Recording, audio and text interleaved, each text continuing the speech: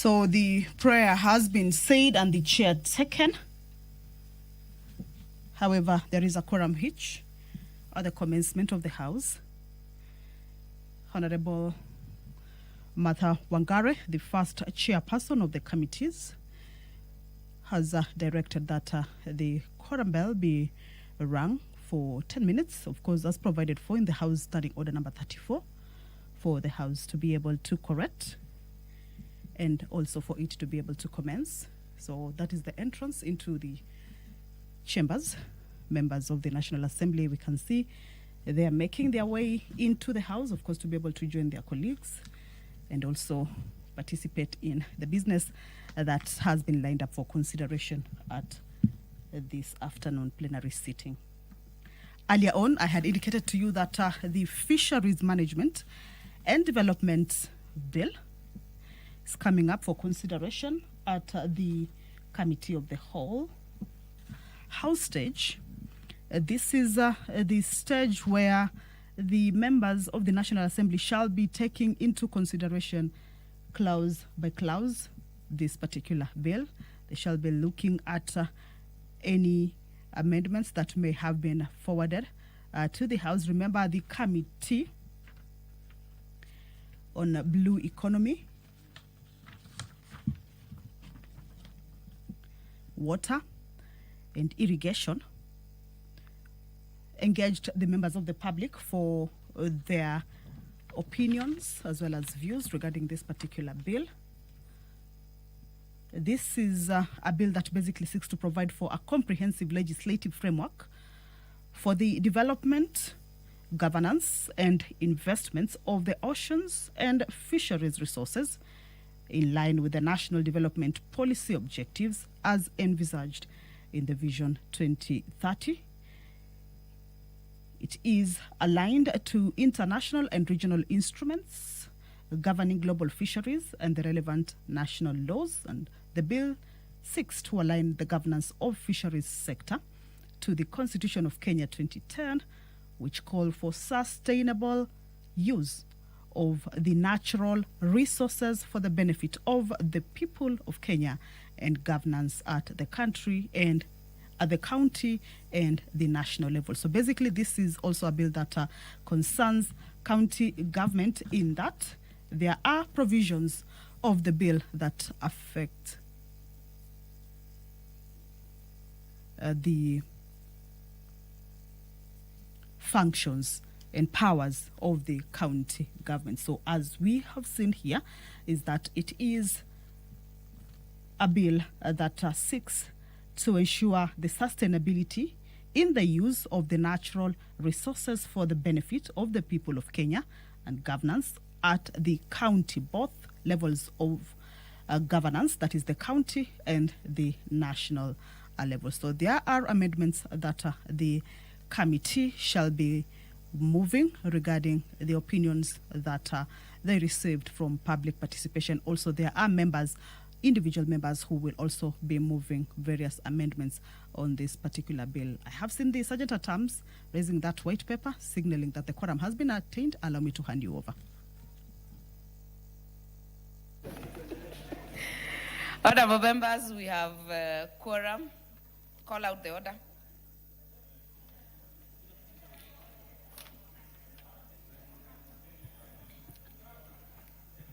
Order number 1, administration of oath.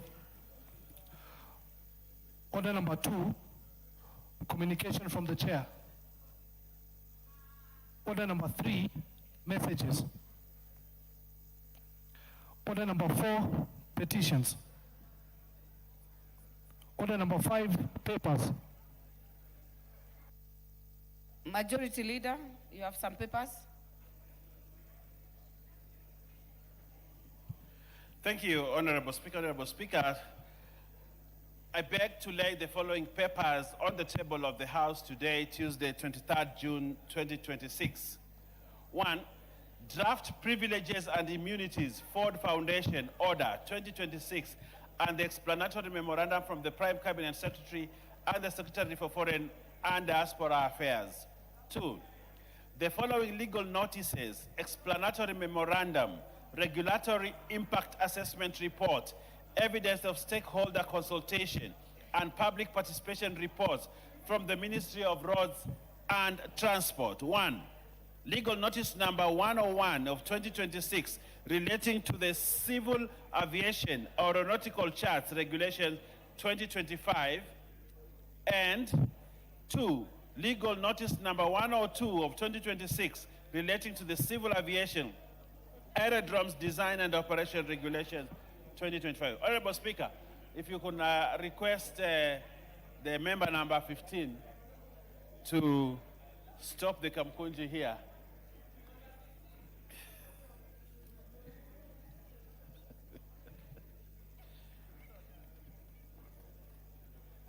Honorable Majority Leader, are you done with the laying of the papers? No. I'm just being distracted by the member number 15. Reports of the Auditor General and financial statements Member for Aldai, for the years ended. what is out of order? Honorable Speaker, I think I have a name. I'm called Marianne Kitany, MP for Aldai constituency. I don't know I where actually number did not 15 know you comes are the from. one he was referring to. How did you know he was referring to you? Because I wasn't aware. Honorable Owen, who are you referring to? I'm referring to member number 15, Honorable Speaker.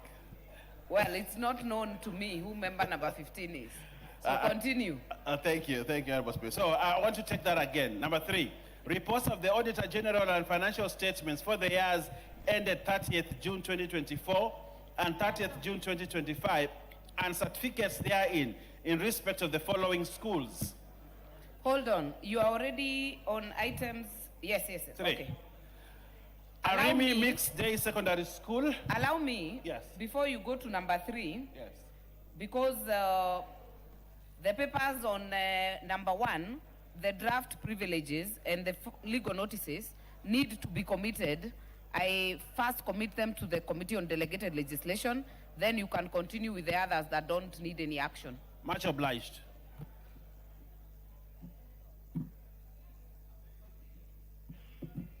You already committed.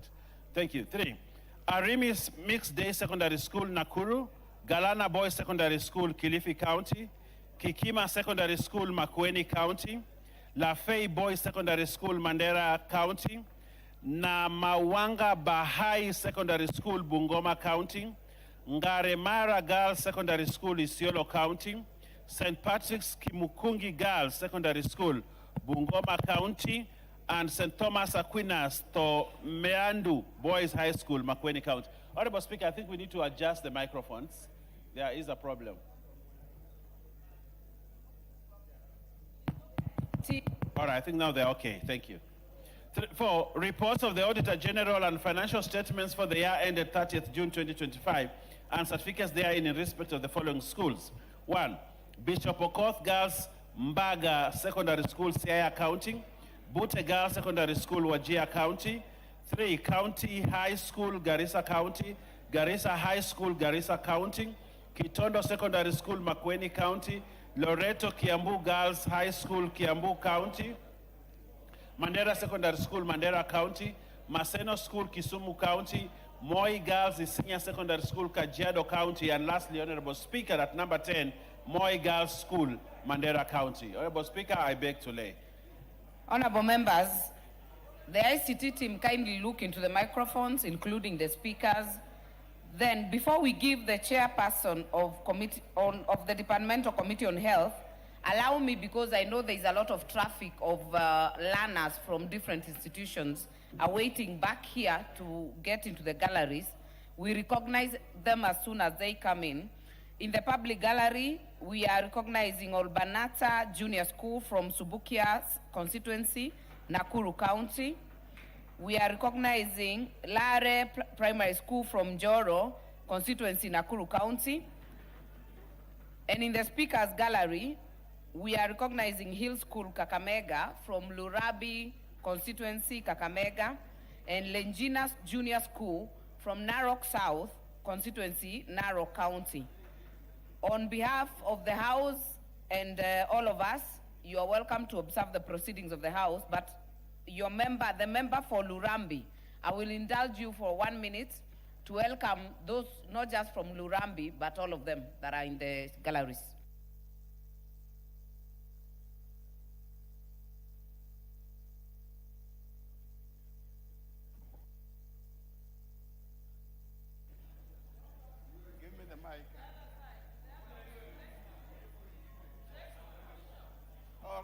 Okay. Thank you so much. Madam Speaker, on behalf of the 13th Parliament, I wish to welcome all the learners that are here with the accompanying teachers. And also, Madam Speaker, I want to recognize Kakamega Hill School, which is a great giant academically in my constituency. This school has a great history because they began from just one single mud-walled room to where they are. In 2018, they produced the best student in Kenya. So I welcome you, Kakamega Hill School, in the big, beautiful city of Kakamega, our Singapore of Kenya. Thank you. Very well. You're welcome, learners and teachers who are visiting us today. Departmental Chairperson, Committee on Health, you have some papers. Honorable Nikal, Honorable Ward Chief is distracting you. You have some papers to lay?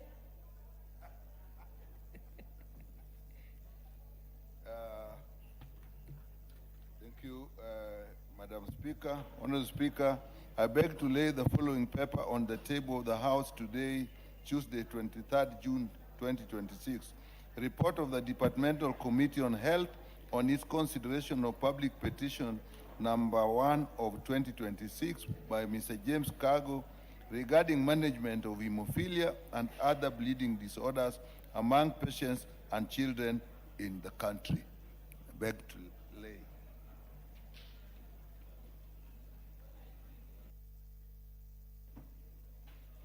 Very well.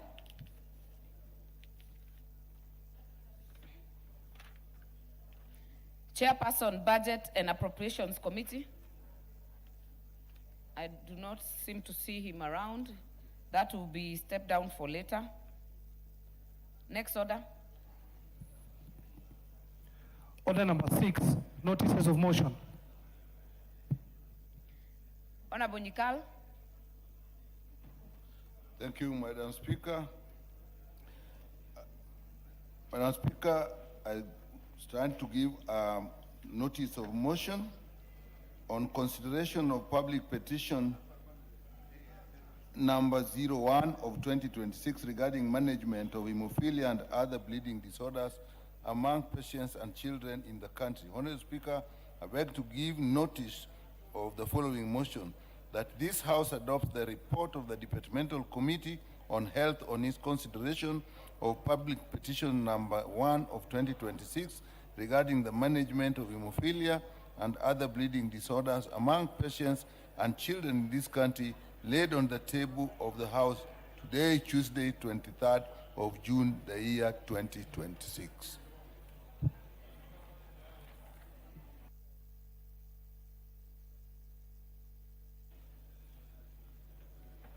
Very well. Next order.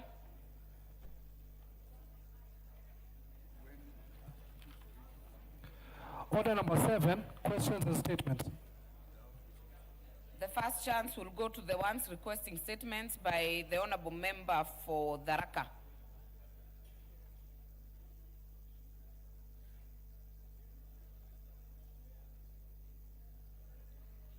Honorable Murugara. Yes. Thank you very much, Madam Speaker. Madam Speaker, pursuant to the provisions of Standing Order 44.2c, I rise to request for a statement from the chairperson of the Departmental Committee on Administration and Internal Security regarding the mysterious death of a child in the Raka constituency. Honorable Speaker, Ms. Shale Gatumi Mugende, a 3-year-old child from the Raka constituency, went missing on the 27th of April 2026. Her body was later discovered on 2nd May 2026 at Iriani Village, Bukothima Ward in the Raka constituency. The disappearance and subsequent death of the minor have caused anguish to her family and raised concern among the area residents. The circumstances under which the child went missing and the events leading to the discovery of her body remain unclear and require urgent investigation by the relevant security agencies. Such occurrences involving minors are rising in the country and raise serious concerns regarding the safety and protection of children. The response by security agencies to reported cases of missing children and the capacity of investigative agencies to promptly establish the cause of death and bring perpetrators to justice. Honorable Speaker, it is against this background that I request for a statement from the chairperson of the Departmental Committee on Administration and Internal Security on the following. 1. The circumstances surrounding the disappearance and the subsequent death of Ms. Shirley Gatumi Mugendi, including the motive and whether the deceased was a victim of child abduction. Number 2, the steps taken and investigations undertaken by the relevant agencies upon receiving the report of the missing child, and including the timelines of response, such efforts and recovery of the body. Number 3, the status of investigations into the death of the child, including whether any suspects have been arrested and questions in connection with the matter. Number 4, the measures being taken to ensure that the family of the deceased receives justice. And number 5, the measures put in place to strengthen child protection, community policing, and rapid response mechanisms in cases involving missing children. Thank you very much, Honorable Speaker. Very well. The Chair, Administration and Internal Security. Vice Chair, are you responding on the same? Thank you very much, Madam Speaker.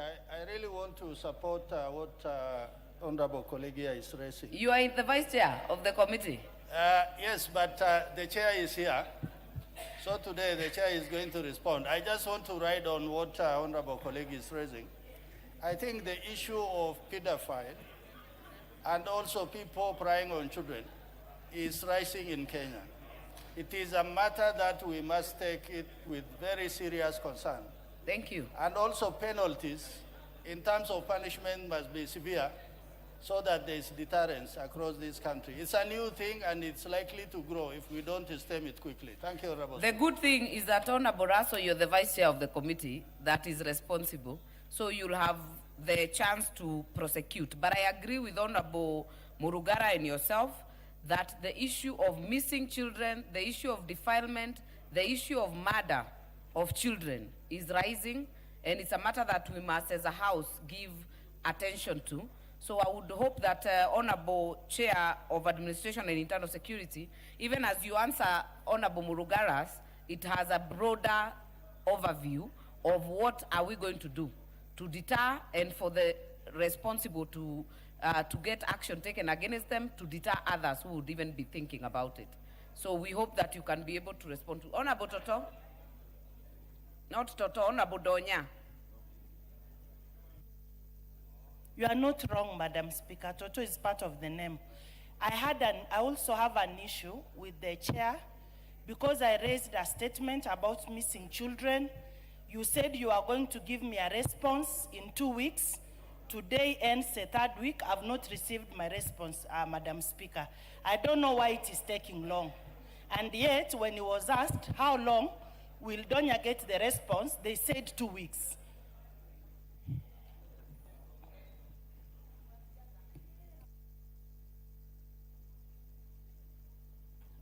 Thank you, Madam Speaker.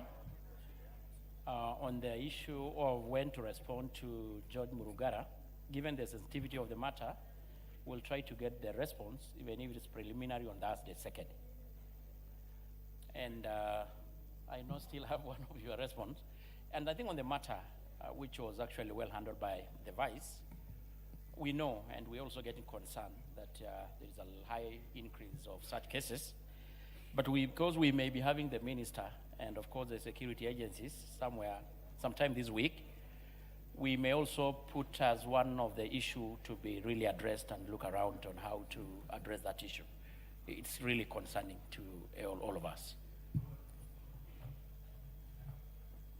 So we expect a preliminary response on 2nd. I think that is in order next week. Honorable Kamket, is it on the same? Madam Speaker, while the chair responds to those matters, may I also ask him, Madam Chair, to look at the report of a missing person, a student from my constituency, who went missing 2 weeks ago from Pwane University. And the OB number I can provide to him. We've tried all we could, but we've not been able to succeed. The parents are in Honorable Kamket, distress. I know you can also raise, because the chair has indicated the CS and the security agencies may be appearing, because you've not raised it on the floor officially. I'm raising. Liars with the chair, if you can attend even that meeting so that you also follow it up. Owen Bayer. Thank you. Speaker, I want to say this, Speaker. You know, when the lives of children are at stake, the future of the nation is actually also at stake. And this is something that we must do within our means and powers as parliament and as a nation, that we must always protect the children of this country. The rising cases of children being defiled, children being killed, children being manhandled in whichever way, Honorable Speaker, must be something that should worry all of us and should worry even more security agencies, Honorable Speaker. That there are rogue guys, thugs that roam around and their target is just children, Honorable Speaker. And I think we must bring an end to this as a country. And if the security organs put their foot down and stamp their authority, we will not have it. We have the case in Kilifi where baby Kezia was first raped and her neck was broken and limbs dismembered. These are sick people. These are sick people. But all this comes down to how effective is our Nyumba Kumi, how effective is Wazee wa Vijiji, how effective is the system, the chiefs and the assistant chiefs. Because if these pedophiles and these people are roaming around, and yet we have security down from Nyumba Kumi going up, Honorable Speaker, then why are we having situations like this? Because this country is built, the security system in this country is built from bottom up. And we have eyes all over. Why do we get to this situation? So as Honorable Tongoyo tries to talk to some other people as I address his committee, Honorable Tongoyo, we need your attention. Murungara, allow the Honorable Tongoyo to give us his full attention. You need to put your foot down as a committee on the security apparatus. And you know, ensure that from Wazee wa Nyumba Kumi going up, the security apparatus is working. Otherwise, a lot of things are happening in this country and nobody is aware. How can we have a situation like that? So I want to Very well, you've made your point. You've made your point, Honorable Owen, and I've indulged you because this is a topical issue. It is a matter of concern and we must do something about it as a country. Honorable Tongoyo and your team, you can hear the sentiments of members. So we expect a better report, not just on that issue, but on the overriding issue of insecurity to children in the country. Millie?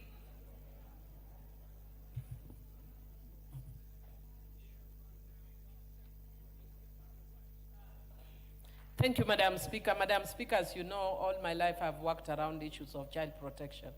And I want to agree with the members that it's very concerning what is going on around the country in relation to children. And I would request the committee that when they are considering to let us know whether there's sufficient funds for the counter-trafficking victims fund, for the victim protection fund, that helps when we actually get victims. But above all, can we know whether there is also a challenge in terms of the number of officers that can deal with those cases? Because then maybe the question comes back to us as a house. Otherwise, Madam Speaker, the issue of missing, abducted, and murdered children is becoming absolutely scary, and it's something that I wish even as Parliament we could have actually dealt with it on the 16th of June, which was the Day of the African Child. It's just that I wasn't around to raise it, but the relevant committee should give us that information. Muliungi? You'll be the first one on this.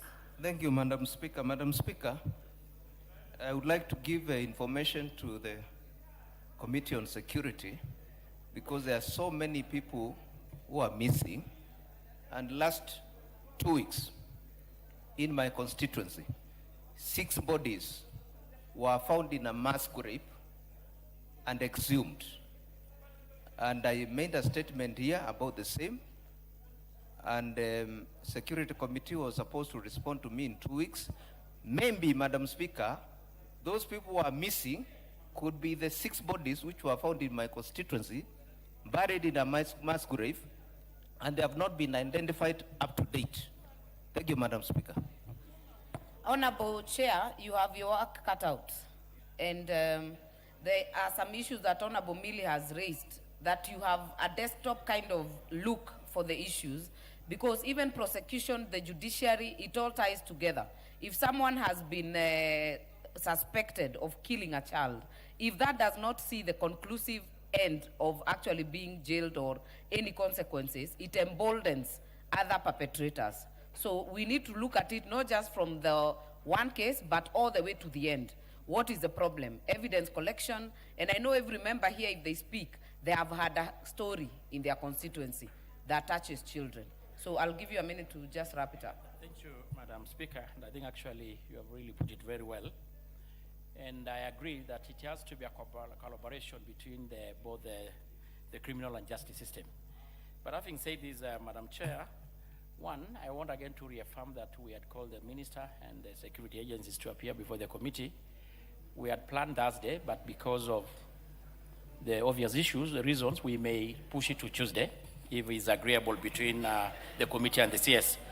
But Speaker, we all know that this parliament appropriated the 2026-27 budget, and there is about 3.9 billion 3 billion Kenya shilling to pay the village elders.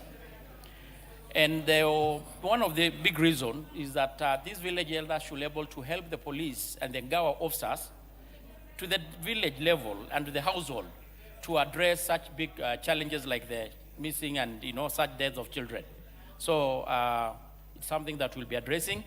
And I call upon other colleagues who probably have their question and statement not responded to, they can as well appear before the committee so that we can process the committee plenary rather. Kindly make timely communication to the affected members for planning. Next statement by the member for Saboti. Are you in the house? Yes, Honorable Speaker. Honorable Speaker, thank you for this opportunity to request for a statement regarding the foreign scholarship awarded to Kenyan students. Honorable Speaker, pursuant to the provision of Standing Order 44.2c, I rise to request a statement from the Chairperson of the Departmental Committee on Education regarding the award and the distribution of foreign government scholarships to Kenyans. Honorable Speaker, over the years, the Ministry of Education has facilitated awards of a considerable number of foreign government scholarships in recent years. However, little information has been made public on how these scholarships are awarded, including the granting countries, the fields and levels of study, the number of beneficiaries, and the distribution of beneficiaries across counties and constituencies. It is important that the allocation of such opportunities is guided by fairness, transparency, and regional balance so that no county is left behind. Honorable Speaker, it is against this background that I seek a statement from the Chairperson of the Departmental Committee on Education on the following. Number one, a comprehensive list of all foreign scholarships awards facilitated, coordinated, or endorsed by the Ministry of Education from 2023 to date, specifying the granting countries, the fields, level, and the duration of study, the number of beneficiaries, the distribution of beneficiaries across counties and the constituencies, and the names of beneficiaries. Number two, the criteria applied in the identification, shortlisting, and selection of beneficiaries, and the measures instituted to ensure fairness, transparency, regional balance, and equality of opportunity in the process. And lastly, a report on the audits and evaluations of the scholarship allocation process, including the extent of compliance with the principles of fairness and the regional balance and the status of beneficiaries. I thank you, Honorable Speaker. Education Committee, Chairperson, not in the House. Vice. Are you a member, Clive? When do we expect the statement? We can try get that in 2 weeks. 2 weeks we'll be going for recess. Could you bring a immediately. preliminary next week? Immediately after recess, just to be safe. The? Immediately after recess. What is out of order, Millie? Mr. Speaker, Madam Speaker. How can the honorable member purport to be giving answers relating to the government when he is in Linda Mwananchi? He has no response. He has no response from Linda Mwananchi. Order, Millie. Honorable Millie. The Honorable Clive is a member of the committee. He has spoken as a member of the Education Committee. Honorable Caleb, first week after recess.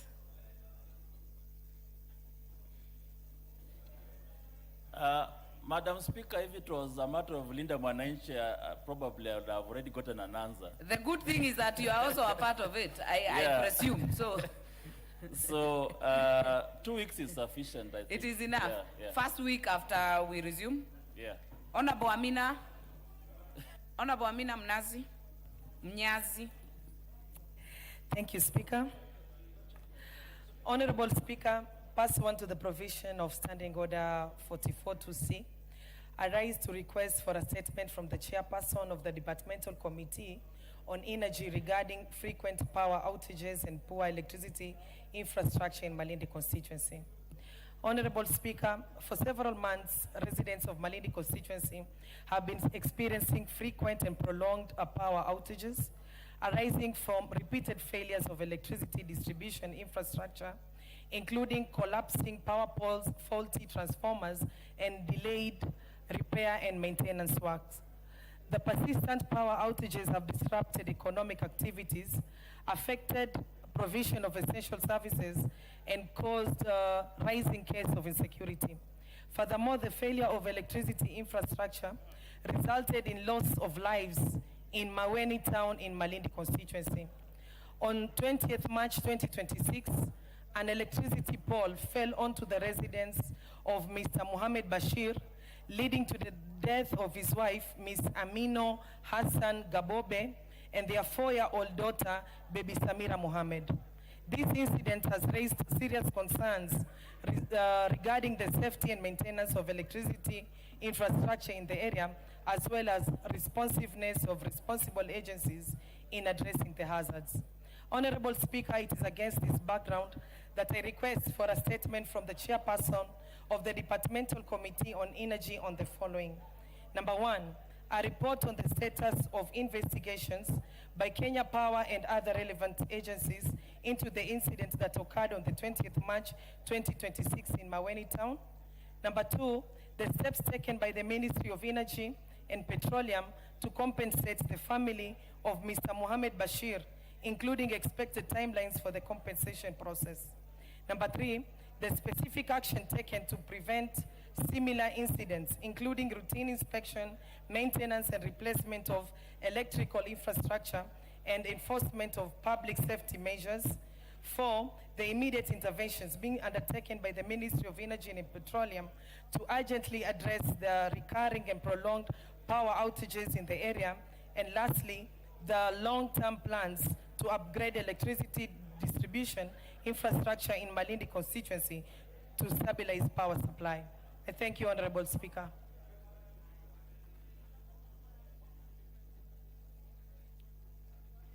Very well.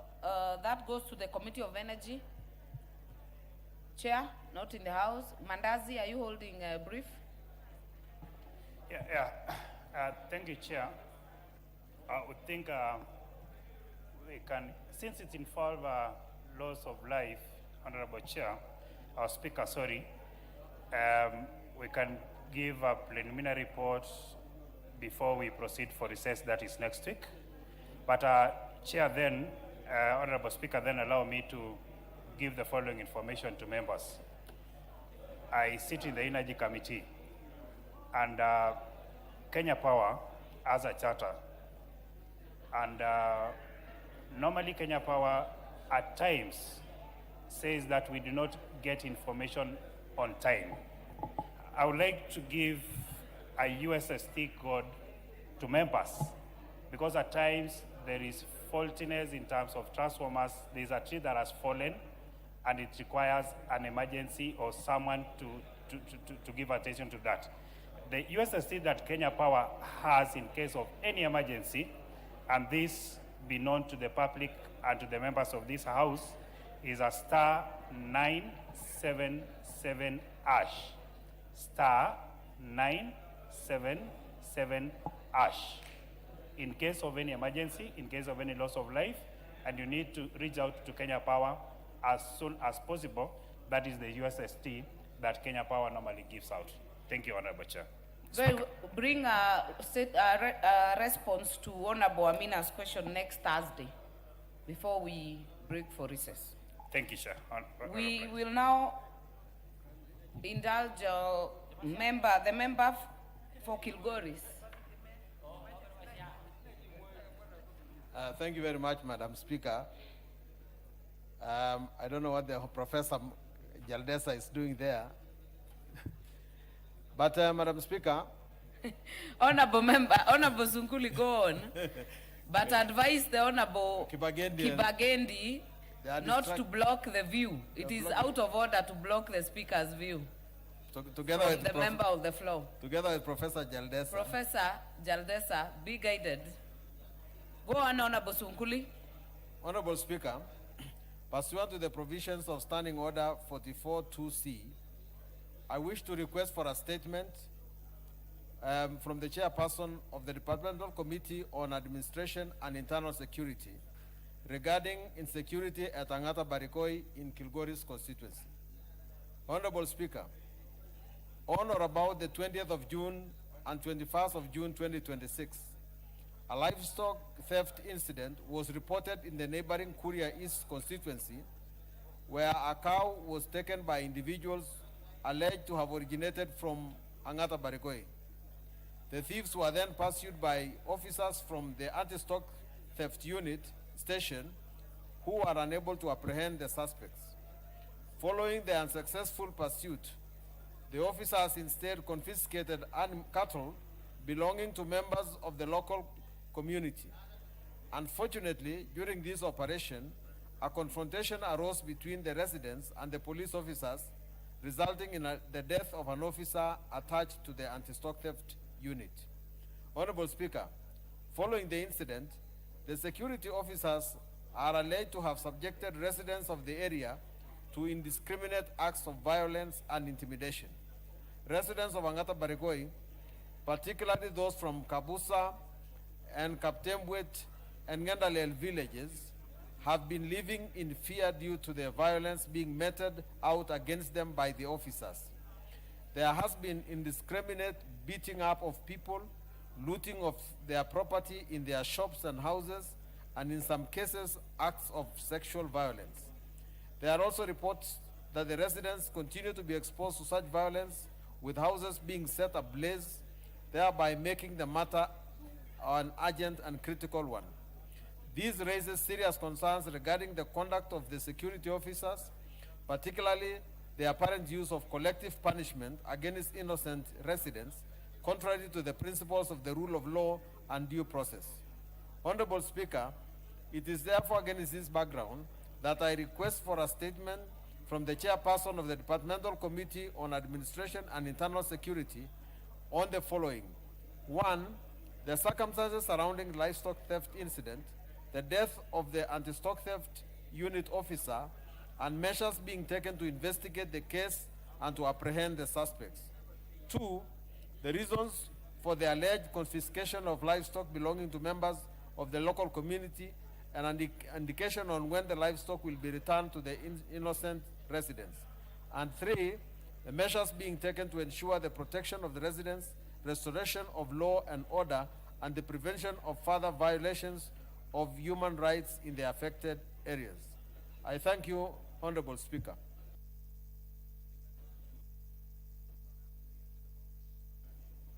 Honorable members, I know this is a live matter, I will give a few members who want to ride on that statement. But before then, like I had indicated earlier, we have a lot of learners visiting with us today. Allow me to recognize in the speakers gallery today, Mogeka School from Kiharu constituency, Murang'a County, in the speakers gallery, and Angela Catholic Academy, Keses, Uasin Gishu. And in the public gallery, we have ACK All Saints Kebolonik, Mosop, constituency, Nandi County. We have Kevaini Comprehensive from Mwingi West, Kitui County. And we have Ndorome School from Mwea constituency, Kirinyaga County. On behalf of this batch, I will give honorable member from Mwea 1 minute to welcome not only the Mwea learners, but all of them. Thank you, Madam Speaker, for giving me this chance to welcome our learners and our students in the speakers gallery, and in particular the students from Dorome Secondary School. I urge them to work very hard and very smart on their studies and to be disciplined, because education without character, I keep saying, is nothing. I urge you to work very smart, and that one day you return to this honorable house as members of parliament so you can contribute to your constituencies. You can contribute to your constituencies positively. You are welcome, and I hope you are going to enjoy and learn something from the parliamentary proceedings. I thank you, Madam Speaker. Very well. On this, I'll give the member for, let me give Honorable Mandazi, member for Chepalungu. On the statement, not on the schools, statement by Honorable Sunkuli. Yeah, thank you so much. While I congratulate my colleague and senior Honorable Sunkuli for bringing out this matter through a statement, Honorable Speaker, it is very important that the current age that we're living in, livestock or people participating in stealing livestock is something that should be taken seriously. But having said so, Honorable Speaker, it is paramount as well to mention that it is wrong for police officers to use excessive force to children, to use excessive force to women. Honorable Speaker, currently as we speak, there are so many women sleeping outside at the cold. At this particular age, Honorable Speaker, there are so many children who have not gone to school for a period since this particular issue came in hand.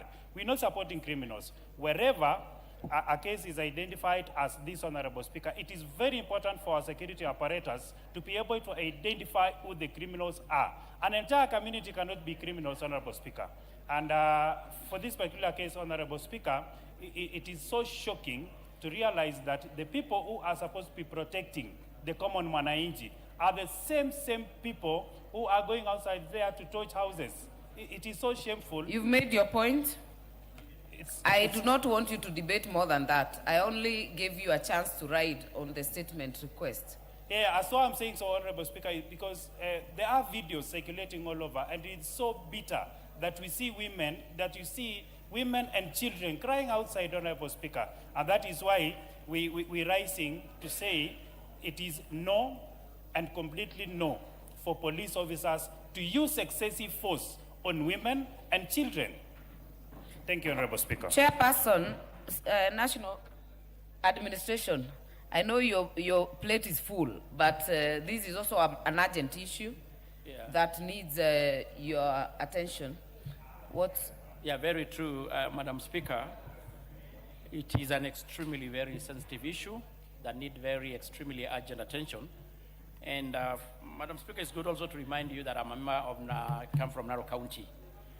And besides the issue of looking even at response from the ministry, I'd even taken personal interest this morning to call the county commissioner and the rest of the security agencies to really what is needed to be done. Because, Honorable Speaker, we just all remember that what happened a few months back in Angata Barikoi, which was a very unfortunate incident. And I don't want to preempt, but I want to promise the House that Thursday this week, we are going to give a response. And I just want to call the resident of Mruadikir to be calm. I want to promise that the ministry and the security is assured, and nobody, nobody should be able to be harassed, intimidated, threatened unnecessarily. But I also call upon them to be refrained, because we all know, killing the police officers is extremely unfortunate and uncalled for as well. So, Madam Speaker, there should definitely Thursday afternoon, there should be yes. no death, whether of a resident or of a police officer. At all. Yeah. At all. Very well. Yeah. Next Thursday, we'll then go to the statements to be responded to. The statement request by Honorable Zamzam, is she in the house? Chairperson, Administration and Internal Security, if you have the statement response for Honorable Zamzam, you will table it because she's not in the house. We are already in responses. The Administration and Internal Security, we are already in responses. You will table the response for Honorable Zamzam because she's not in the house. Then we'll have you respond to Honorable Murugara. Do you have the response? Yeah, I will delegate my vice chair to handle that. Honorable Raso.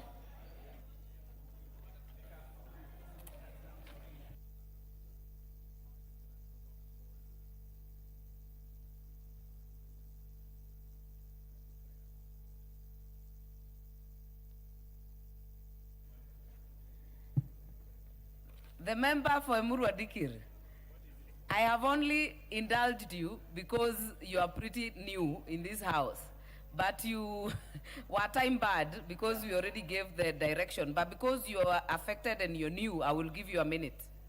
Thank you, Madam Speaker. As concerning the matter in Angata Barigoi, I would like to urge the chair to speed up the investigation concerning that matter, because many people are suffering in Angata Barigoi. Many of them have just come out of their houses. They are moving around on the road, and we want to speed the investigation concerning that matter, and to ensure that the security apparatus does not injure the people of Emurwa Digir. They should look for the culprits who did the cattle rustlers. They should follow the cattle rustlers because they are known. The area chiefs and the administration in that area should make a follow-up and get rid of the cattle rustling in Angata Barigoi. Very well. That is it will be an additional request to the chair. Honorable Raso, kindly prosecute the statement for Honorable Murugara. Thank you very much, Madam Speaker. Madam Speaker, the Member of Parliament for Taraka constituency, Honorable George Murugara, requested to be apprised of the death of Mr. Shadrach Kienge Makembo. The Honorable Member particularly sought the circumstances that led to the death, the status of investigation into the death, the timeline within which the government is expected to conclude investigation. Honorable Speaker, the circumstances that led to the death of Mr. Shadrach on 9th April 2026 in Isiolo. On 9th April 2026, Mr. Anthony Njagi, an employee of Kenya Power and Lighting Company, KPLC, Isiolo branch, made an assault report at Isiolo Police Station via OB number 280904-2026. He stated that his colleague, Mr. Shadrach Kiege Makembo, had been stabbed by Mr. Sheikh Mayo Hussein while undertaking meter reading at the suspect homestead within the Chechelesi area in Isiolo County. The police rushed to the scene and found the victim had already been evacuated and taken to Isiolo County Teaching and Referral Hospital for treatment, while the prime suspect was at large. They processed and documented the scene where blood-stained sword and a scabbard were recovered and secured as exhibit. The police further proceeded to the hospital and were informed that the victim had sustained multiple stab wounds on the upper back, left side of the chest and neck, as well as bruises on the left hand. The victim was later airlifted to Nairobi for specialized treatment by flying doctors, AMRE flying doctors. Regrettably, he was pronounced dead upon landing at the Wilson Airport. On 10 April 2026, a post-mortem examination was conducted by Dr. Ndirangu, a government pathologist, who opined the cause of death to severe hemorrhage secondary to multiple stab wound. The status of investigation. Honorable Speaker, investigation were commenced by the Sub-County Criminal Investigation Officer Isiolo via inquiry file number 2/2026. The officers launched a manhunt for the prime suspect, Mr. Sheikh Mayo Hussein.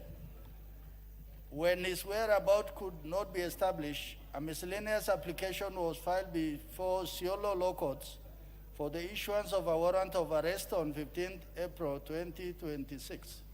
The application was granted, and Mr. Sheikh Mayo Hussein has since been circulated as a wanted person for the offense of murder contrary to Section 202, as read together with Section 204 of the Penal Code. The timeline, Honorable Speaker, the investigation file is complete pending arrest of the non-accused. Thank you, Honorable Speaker. Signed by Honorable Kipchumba Murkomen, EGH Cabinet Secretary for Interior and National Administration. Honorable Speaker, I beg to submit. Very well. Murugara, are you satisfied?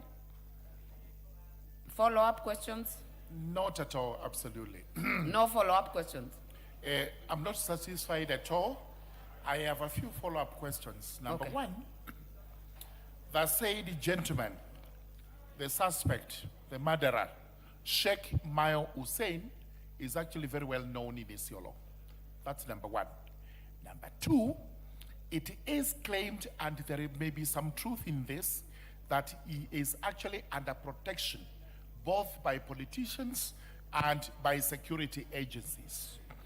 The reason being, this is curious that for the last 2 months, somebody under surveillance of DCI and the police can be on the run and is not arrested. It begs many questions. Number three, it is also alleged that when he comes to Nairobi quite often, he's always here doing whatever it is he's doing. And whenever he's tracked down, it looks like he has informers in the security agencies. He is informed and he vanishes. This cannot be satisfactory. This answer it itself begs one question. Will this man ever be arrested, or we are waiting to be told he could not be traced at all and that the file is closed? And lastly, is he in the country or he is out of the country? If he's in the country, I do not understand. And I cannot understand because the CID we used to know, who are now called DCI, never used to work like this. There must be a problem which the DCI and which Honorable Kipchumba Murkomen must address, because this is not the only problem where the DCI is being cited of inefficiency, lack of performing its duties timeously and in a manner that is beneficial to the people of Kenya. Honorable Raso, we've heard the honorable members' concerns. Thank you very much, Madam Speaker. Madam Speaker, we are Honorable Murungara loud and clear. Actually, it is not acceptable. If somebody is in Kenya and you say they are at large, this is a known individual, somebody of known abode. So for that reason, as a committee, we'll put our foot down that this individual must be brought before the law as soon as possible. Honorable Murugara, you know, the Vice Chair has spoken for you, and that also begs the question why we also present half-baked responses from the CSs. Maybe because I've had the committee is also meeting the CS on several issues. This should form part of it so that you get a quick response. I know they will come together with the DCI, and because the committee is agreeing with you, then you should be able to get a response. In case you do not, in that meeting, then you come back to the House. It is very important that we be notified in time so that we appear before that panel. Definitely. And we hear from the DCI himself, because this is not the only matter that I'll raise with him. He seems to be not performing his job. He seems to be shielding criminals who are not supposed to be shielded.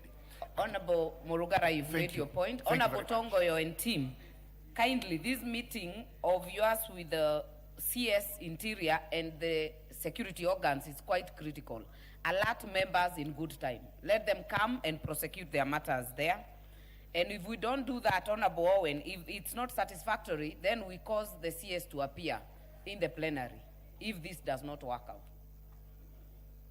Very well. Honorable members, the statement by Honorable Kagushia, I'm told, has been agreed that it is now overtaken by events, so it shall be dropped from the order paper. On behalf of the Liaison Committee, Honorable Murugara, kindly make the statement. Thank you very much, Madam Speaker. Madam Speaker, this is a statement regarding the newly elected chairpersons and vice chairperson of committees. Honorable Speaker, pursuant to the provisions of Standing Order 44.2b, as read together with the Standing Order 179.14, I rise to notify the House of the following: the duly elected chairpersons and vice chairperson of specified committees. Honorable Speaker, the House will recall that on Thursday, 28th May 2026, we approved the changes to membership of various committees to ensure our newly elected colleagues were placed to serve in the committees. Upon the resolution of the House, the Clerk of the National Assembly, in the exercise of the powers conferred by Standing Order number 179.2, declared vacancies in the offices of the chairperson for the Public Investment Committee on Governance and Education, the Constitutional Implementation Oversight Committee, and the Departmental Committee on Housing, Urban Planning, and Public Works. The clerk also subsequently declared a vacancy in the office of the Vice Chairperson to the Constitutional Implementation Oversight Committee. Honorable Speaker, upon the conclusion of the elections, I wish to report to the House that the three committees elected their leadership as follows. Number one, Public Investment Committee on Governance and Education elected the Honorable CPA Dick Maungo Oyugi, MP, as the chairperson.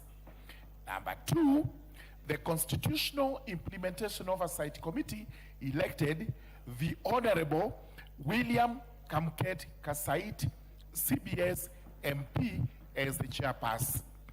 And number three, Roman 2, Honorable Umher Aaron Mohammed, MP, as the vice chairperson.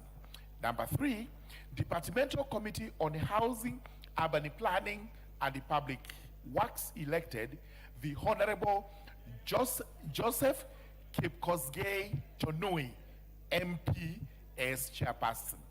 Finally, Honorable Speaker, may I take this opportunity to congratulate all the honorable members who have been elected and vested with the responsibilities of being chairpersons and vice chairperson of the three committees. I urge them to use their leadership offices to efficiently discharge the mandate of this House through their respective committees for the welfare of our people and the advancement and the prosperity of our country. I thank you, Honorable Speaker. On behalf of the Vice Chairperson, Liaison Committee, I submit. Thank you very much. Thank you, Honorable Murugara.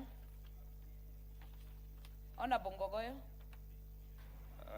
Madam Speaker, the chair for the Committee on Public Works, and I seek your intervention, was to answer my question that the Speaker had directed that they do answer today on the issue of the building that had come down in Ngong at Olenairi area. So I want to request the chair for the Committee on Public Works, they were to give the report. They committed to do so today.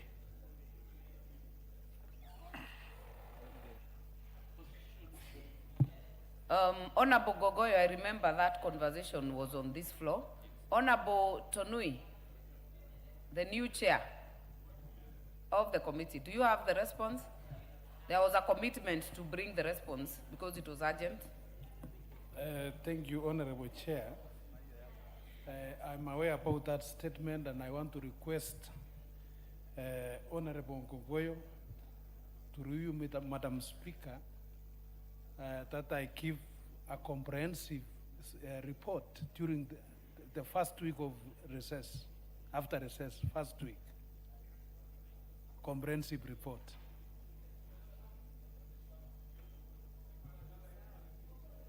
Have you given a preliminary report to Honorable Ngogoyo? The chairperson. Madam Speaker, the CS has been away, and as I stand now, he's back to the country, and they are preparing that report. So first week after recess. The preparation of that report did not need to await for the CS, so bring it next Thursday. Okay. Yeah, Thank you. to be fair to the Honorable Ngogoyo.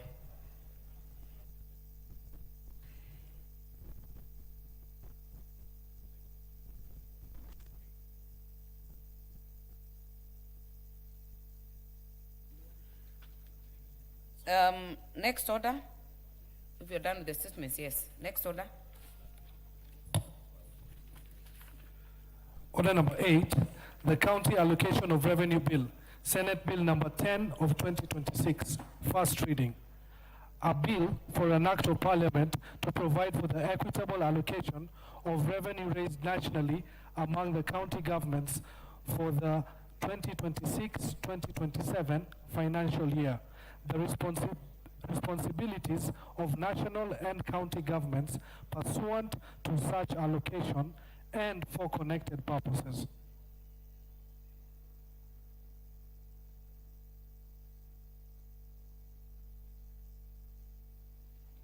Honorable members,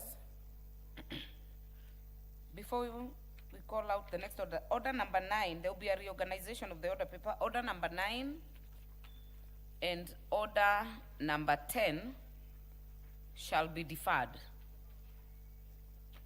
Shall be deferred from today's proceedings, so we shall proceed to order number 11. Order number 11, Committee of the Whole House.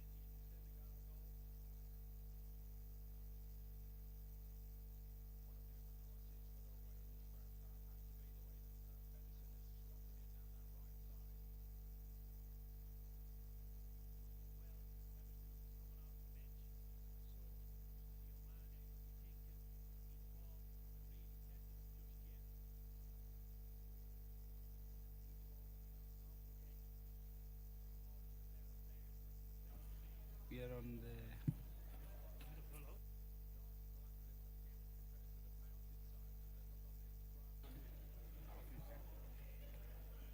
so we go here. Yeah, honorable members, we are in the Committee of the Whole House on the Fisheries Management and Development Bill, National Assembly Bill number 29 of 2023. Clause 3. Honorable members, I propose the question that clause 3 be part of the bill. Honorable members, there is no amendment to clause 3. I therefore put the question that clause 3 be part of the bill. Will as many as are of that opinion say aye?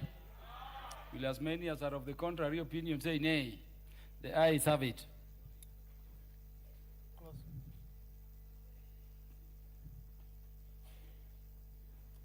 Clause 4. Honorable members, I propose the question that clause 4 be part of the bill. There is an amendment by the chairperson. Thank you, Honorable Speaker. Honorable Chair. Honorable Chair, I propose that clause 4 be amended as per the order paper. And the input of this amendment, Honorable Chair, is just to align the role of the county government on matters relating to the fisheries, and also further to expand the scope of the county government to include also the matters of blue economy. Honorable members, I propose the question that clause 4 be amended as proposed by the chairperson. Yes. Honorable Millie. Thank you, Chair. Chair, just because this bill is pretty big and we are moving very fast, and because of the time we are supposed to actually sit and harmonize with the committee, but we didn't, I would just want to encourage the Chair in good faith where they've adopted, because there are some of my proposed amendments which have been taken in. So I just wanted to know, because I've seen generational and gender equity as the committee has taken. I don't know if they have taken the other ones. For instance, my proposed amendment by creating a subclause M, which takes care of artisanal fishers, which in Kijaluo we call the Jolupo. Have we taken care of Jolupo, Jonam? Chairperson. Honorable Chair, many of the proposed amendments by the Honorable Millie, we have incorporated many of them there, like the clause 4, which is also has an amendment. I want to agree with Honorable Millie that the committee incorporated that amendment. Yes.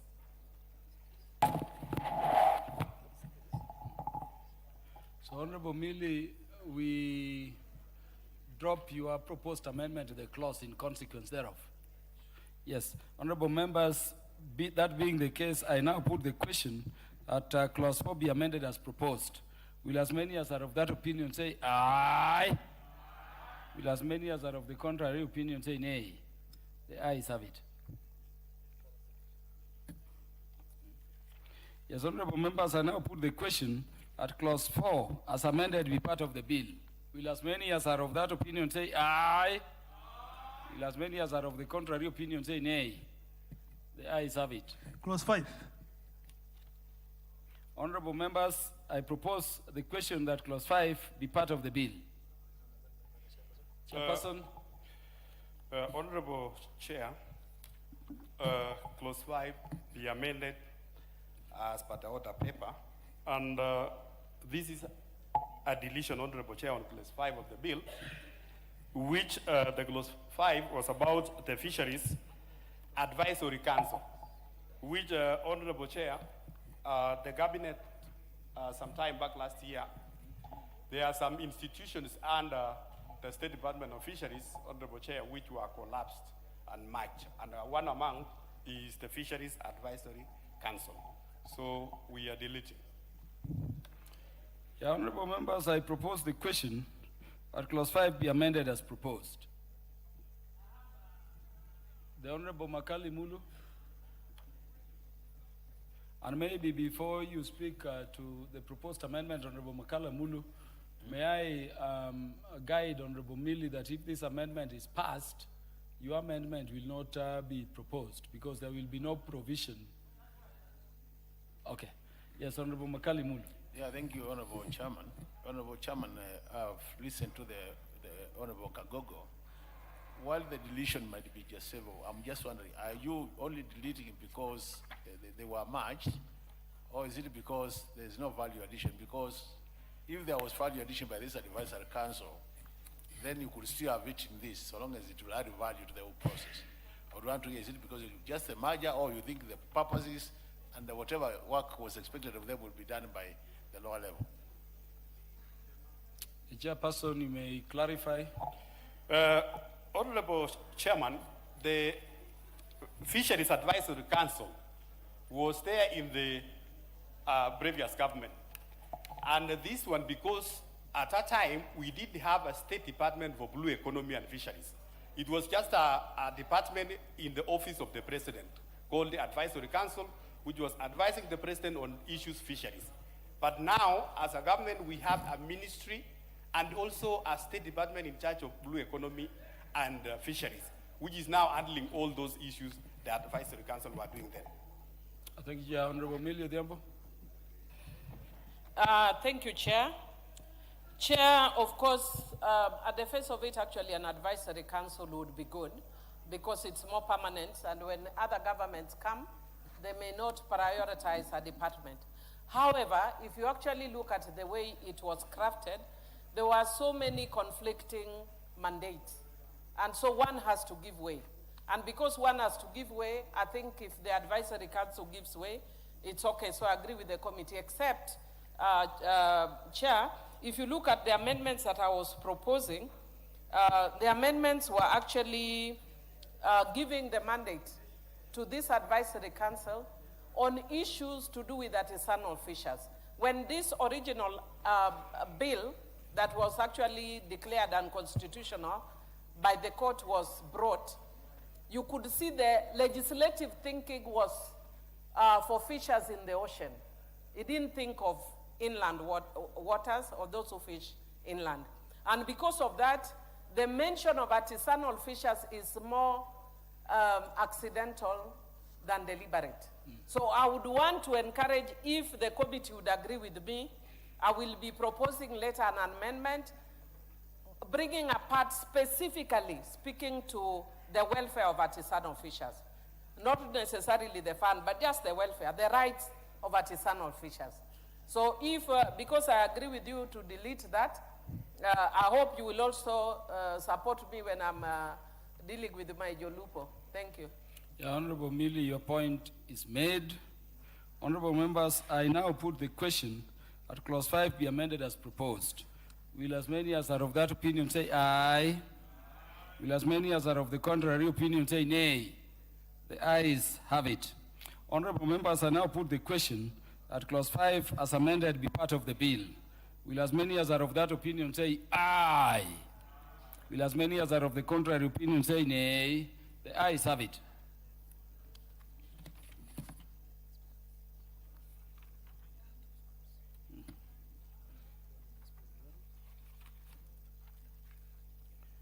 Yeah, honorable members, let me welcome students both in the Speaker's Gallery and the public gallery to the House. Honorable members, in the Speaker's Gallery, we have Mount Carmel School from Masinga constituency in Machakos County.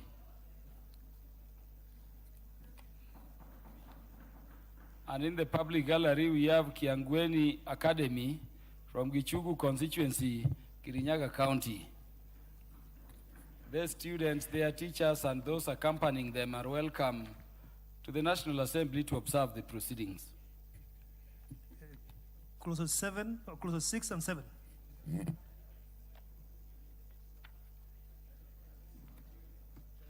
Mention. Yes. I don't know this material, maybe you can guide us, Honorable Chairman. Clause 5, you know it was a deletion. So you have read that it should remain part of the I don't know whether that is substantial or it's something I just think, you know.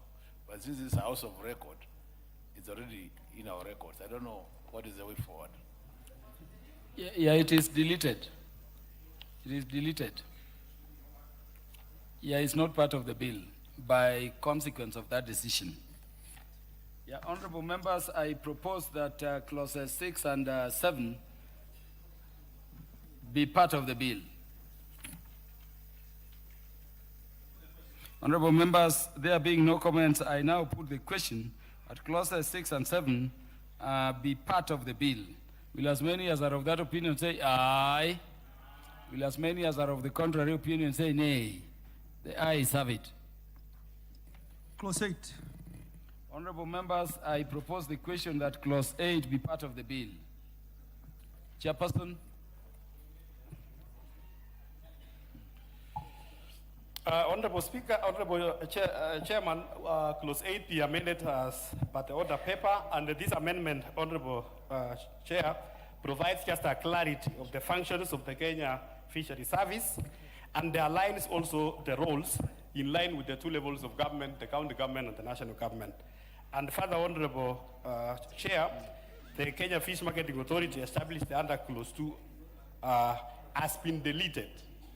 In line with the Cabinet Directive on reforms of the state corporation, the amendment also, Honorable Chair, seeks to align the provisions of the directive by deleting the references to the authority and subsequent transfer of marketing authority to functions to Kenya Fisheries Service. Yes, Honorable Mili. But Honorable Mili, before you rise on a point of order, do I propose the question? Okay. Honorable members, I propose the question that clause 8 be amended as proposed. Honorable Mili. Thank you, Chair. Chair, just wanted to seek your direction, because what the committee is seeking to do is to delete clause 8 and substitute with a new clause. And Chair had proposed amendments which don't go against what they are proposing, but there were amendments to the old clause. So how do we go about it? Because I still want to retain my amendments to that 8. Yeah, you've done well to seek clarification from the study of the corresponding amendments and the bill. If the amendment by the committee, is approved by the House, your amendments in terms of paragraph F, L, and new paragraph PA will fall. You will therefore remain only to move amendment in respect of paragraph A. But Mr. Speaker, the new, the paragraph PA is a new one. Yes, it's a new one, but it is materially at par with the amendments being proposed by the chair if you look at them keenly. Okay, thank you. Yeah, Chair, you want to? Yes, and I also want to ask Honorable Mili, Honorable Chair, but even what she was proposing, it's already captured under the clause 8C of our committee amendments. So it is in line with our clause 8C. Yes. You are speaking in terms of what would remain. Yes, what you wanted to do. Yes. The amendment Honorable Mili is proposing in terms of A, you say will be covered under your clause C. Yes, and it's covered. Yes. And we have captured as a committee. Honorable Mili, if that is so, then it means your entire amendments will fall.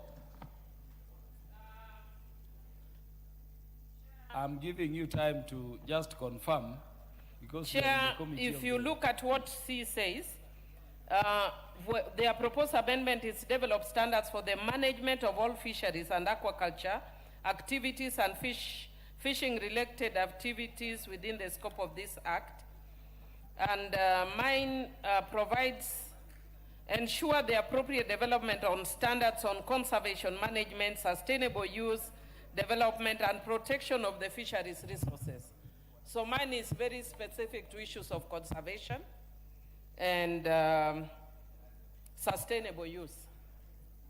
Yeah, the House will treat your part of the amendment when it comes, Honorable Mili, and I think you'll give that explanation to the House at that stage.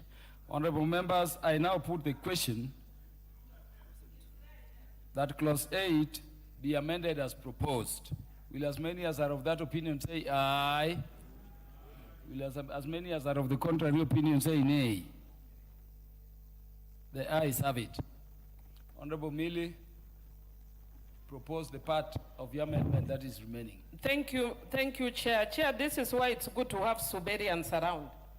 Honorable Karoli has just alerted me that the committee's F actually mirrors exactly my proposed amendment. Yes. The only challenge I face is that the chair, because we did get to speak, didn't realize the passion I have for artisanal fishers. They are the reason I'm in this house. So that is why I need you to mention artisanal or jolupo. by word like that, Mr. Speaker. Honorable Chair, Honorable Millie, are you dropping, therefore, your amendments? Chair, I've clause actually, there goes Karoli again. Suberians, sharp minds. He has said, look at Q, support artisanal fisheries. So the chairman is already alert to my desire. So I drop all my amendments in that clause. Yeah, Honorable Millie, having dropped all our amendments to clause 8, I now put the question that clause 8 as amended be part of the bill. Will as many as are of that opinion say aye? Will as many as are of the contrary opinion say nay? The ayes have it.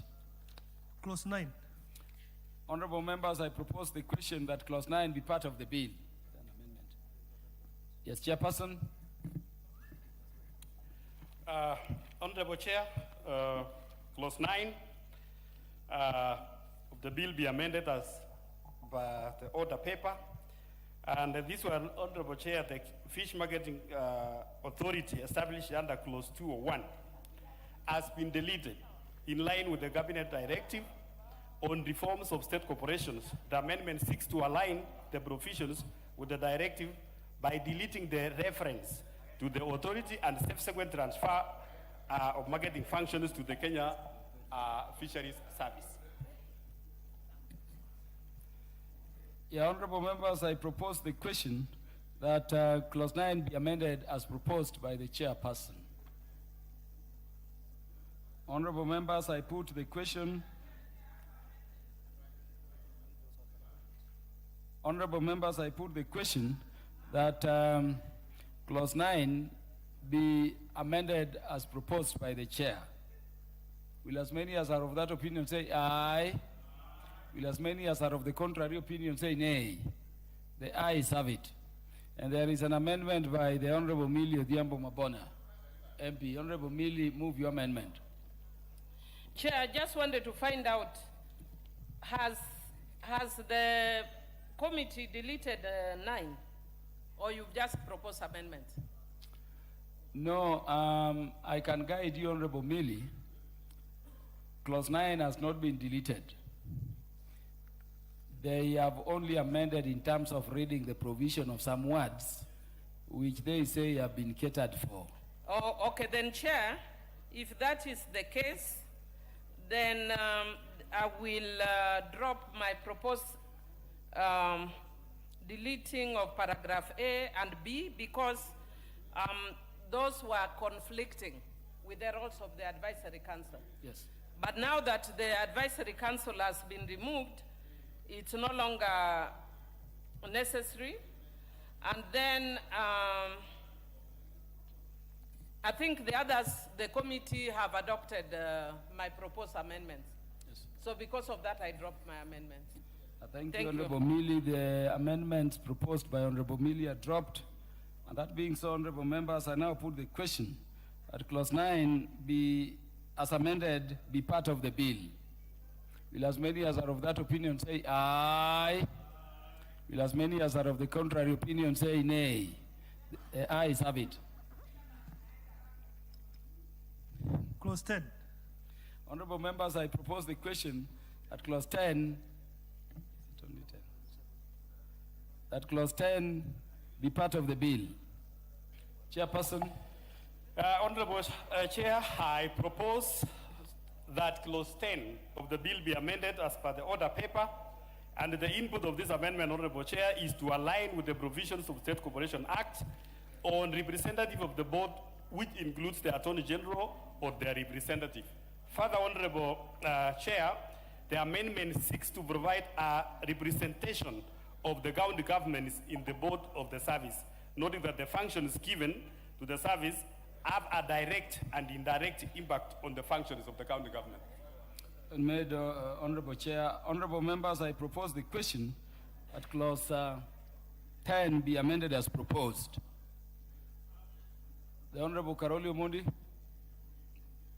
Honorable Chair, I have no particular amendment on this particular clause, but I wanted to ask the Chair why they have not considered it necessary to include the ministry responsible for environmental conservation as part of the membership of the board under clause 10. Because one of the main issues about fisheries is the management of the riverine estuaries, where the fish, produces eggs and the younglings survive before becoming fish of the right size to be eaten. But I thought there should be some linkage between the board and the ministry responsible for environmental conservation. Chairperson. That interest, Honorable Chairperson, is taken care of separately by NEMA, because even the fishermen who are doing like a cage fishing, Honorable Speaker, in the lake, they must first get even a NEMA licenses. So, though there is no even harm to include, but they are taken care of separately by NEMA. Yes, Honorable Millie Odhiambo. Thank you, Chair. I support, except I'd wish to draw to seek the attention of the Chair. I think he's consulted. Chair of the committee. Honorable Bowen, I was just wondering if you could clarify why under 10.1G, the proposed, Honorable Bowen, are you listening? I know men have a challenge in multitasking. Under clause 10.1G, you said 3 other persons not being public officers with the knowledge and experience in the conservation, blah, blah, blah, appointed by the Cabinet Secretary. I was wondering why you do not very specifically just say those persons should be from the, BMUs, because they play a very critical role. But just like the artisanal fishers, we are giving them very minimal mention in this bill. Is it possible that you could propose that amendment to include them in? It wouldn't add the numbers, but you would actually basically do a further amendment to include one of them being a representative of the BMUs.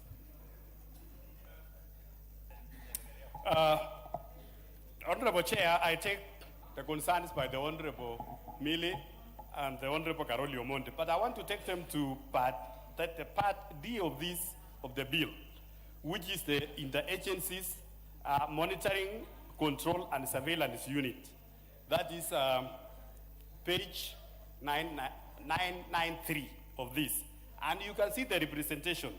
The representation there, Honorable Chair, if you allow me to read, is the Director General of Fisheries, who is the chair, representative of the police, representative of the judiciary, the county government, the BMUs, the representative of the NEMA, the representative of the public health and sanitation, the representative of the defense, water, wildlife, maritime. So all those agencies are there. Yeah, Chair, would you also read clause 10.1C of the bill before amendment? Just if Honorable Caroli could be satisfied that knowledge on matters environment is catered for. Yes, Honorable Chair, that is part C. The 5 members, these are the membership of the board.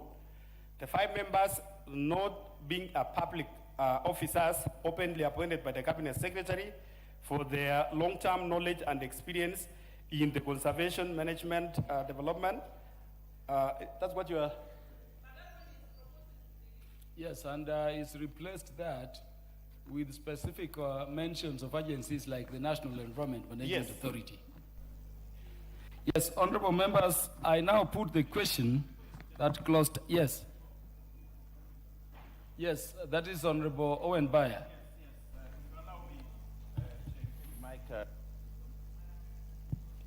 Yes, Chair. I note very interestingly that the Chair is proposing the Cabinet Secretary under 10.3, the Cabinet Secretary shall, in making appointments under subsection 1G, have regard to the principles of gender parity, age, and all that. That is under section 1G. But, Chair, If you look at the appointments in A, B, C, D, E, and even F, we have had these situations where that all these principal secretaries probably come from the same gender, or probably come from the same ethnic group, or probably come from the same village. Because of the designation that they are appointed, they are already in office. So how are you going to balance that without really ensuring that we do not come to... I remember Kenya Maritime Authority at the time when they appointed like that, and all of them belonged to one tribe. All of them, from the chair, everybody. So how are you going to ensure that we don't end up with a situation like that? Honorable Wenbaya, I don't want that to be responded to because the response is in Article 232 of the Constitution. That is the requirement of our supreme law, that the face of the nation in terms of gender, regional, ethnic balance, integration of minorities, the youth, persons with disabilities, must be adhered to when you compose any body that is a public service body. Yeah, so honorable members, permit me now, therefore, to put the question that clause 10 be amended as proposed. Will as many as are of that opinion say aye? Will as many as are of the contrary opinion say nay? The ayes have it. Honorable members, I now put the question that clause 10 as amended be part of the bill. Will as many as are of that opinion say aye? Will as many as are of the contrary opinion say nay? The ayes have it. Clause 11. Honorable members, I propose the question that clause 11 be part of the bill. Chairperson. Honorable Chair, clause 11 be amended as per the order paper. This one is just a clean-up, Honorable Chair. So it is just a draft clean-up. It's not something major. Honorable Chair, what are you cleaning up? If you check, Honorable Chair, we just aligning it with the provisions of drafting style and the format of the House. How normally the thank you, Honorable Chair. The point is made. Honorable members, I propose the question that clause 11 be amended as proposed. Honorable members, I now put the question that clause 11 be amended as proposed by the chairperson. Will as many as are of that opinion say aye? Will as many as are of the contrary opinion say nay? The ayes have it. Honorable members, I now put the question that clause 11 as amended be part of the bill. Will as many as are of that opinion say aye? Will as many as are of the contrary opinion say nay? The ayes have it.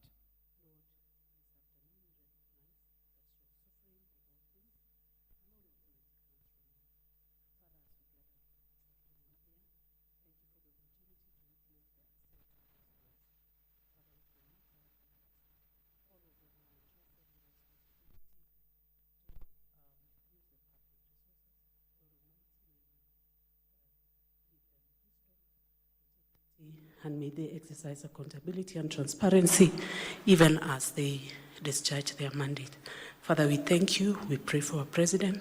Continue, Lord, blessing him with your wisdom, with your protection, and your guidance, O God. We commit this occasion before you and our beautiful nation before you, that you guide us, O God, and you lead us. For this we pray in Jesus' mighty name. Amen. Thank you. Your Excellency, sir, you may kindly take your seat.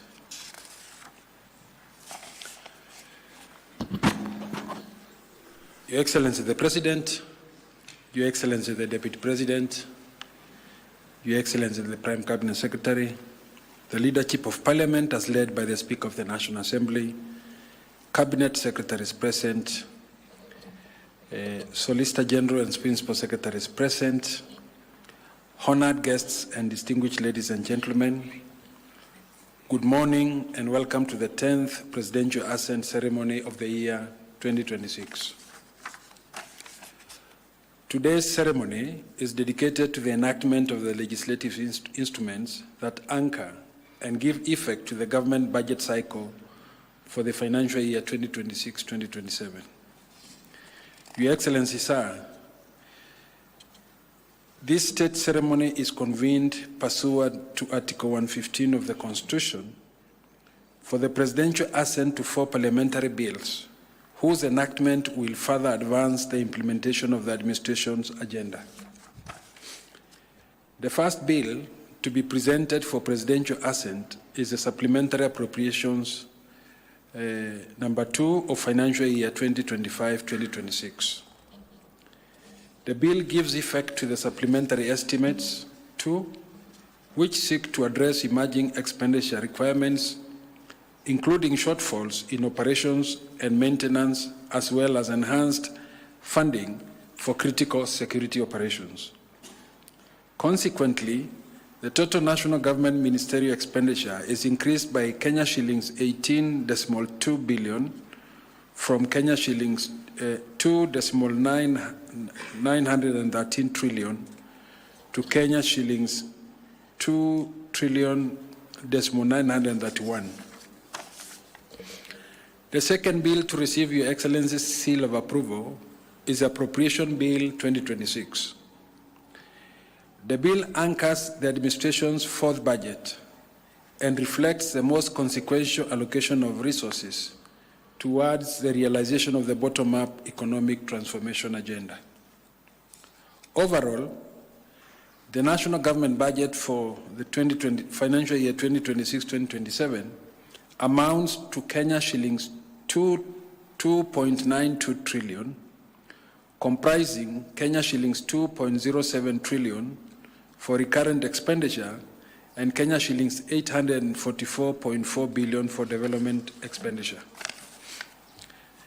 The third bill to make its way to Your Excellency's ceremonial desk for assent is a finance bill, National Assembly Bill number 26 of 2026. The principal object of the bill is to amend various statutes to optimize and enhance revenue-raising measures for the national government, while supporting investment and improving tax administration. Among its key provisions, the bill provides incentives for manufacturing, public-private partnership projects, and projects under the National Infrastructure Fund.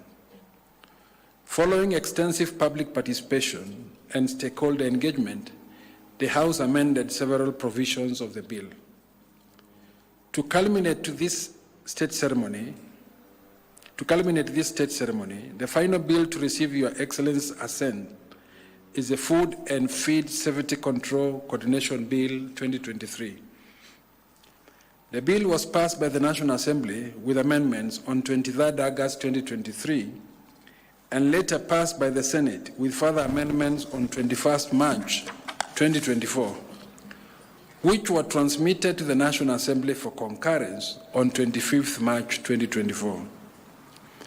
Upon rejection of the Senate amendments by the National Assembly, the bill was committed to a mediation committee under Article 112(2)(b) of the Constitution, leading to a mediation version that was approved by the National Assembly on the 7th of April 2026 and by the Senate on 10th of June 2026.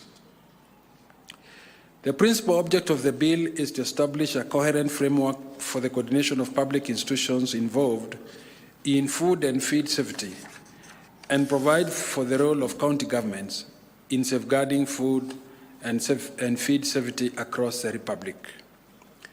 Your Excellency, sir, with both houses of Parliament having discharged their law-making mandate in enacting these 4 bills, it is now my most humble duty to petition Your Excellency as head of state and government to exercise the authority conferred upon you under Article 115 of the Constitution and assent these bills into law. To set the stage for the presidential assent, I seek Your Excellency's kind permission to invite the following members of the executive alongside the parliamentary leadership to witness Your Excellency set your hands onto the bill. His Excellency the Deputy President, His Excellency the Prime Cabinet Secretary, the Speaker of the National Assembly, the Cabinet Secretaries present, the Majority Leader, and minority party leaders of the National Assembly, the chairperson of the Budget, Agriculture, and Finance Committees, the whips of both the majority and minority parties, and Senator Oburu can join, the Solicitor General, the Principal Secretaries for Parliamentary Affairs, and the Principal Secretary for Agriculture,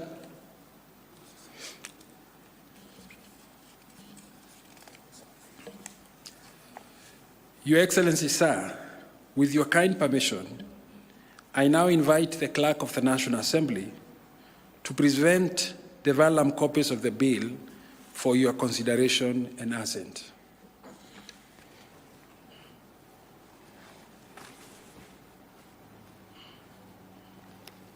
Excellency, good evening. Good evening, how are you? Fine, Your Excellency. Your Excellency, I act under the instructions of the Speaker of the National Assembly to place before you today 6 vellum copies of bills for your assent. The first one, Your Excellency, being the Supplementary Appropriations Bill 2026.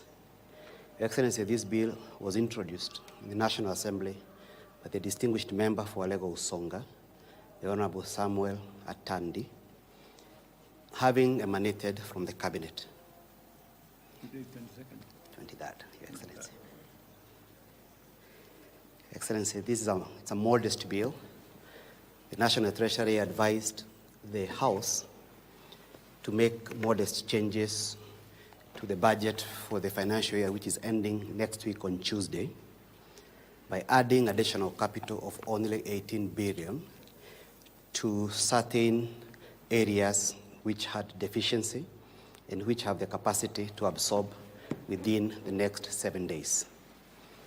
Excellency, these areas include monies for payment for pending bills, for the administration of the national exams, which were held last year and others this year, Your Excellency. And therefore, the Ministry of Education will receive 1.5 billion towards that exercise.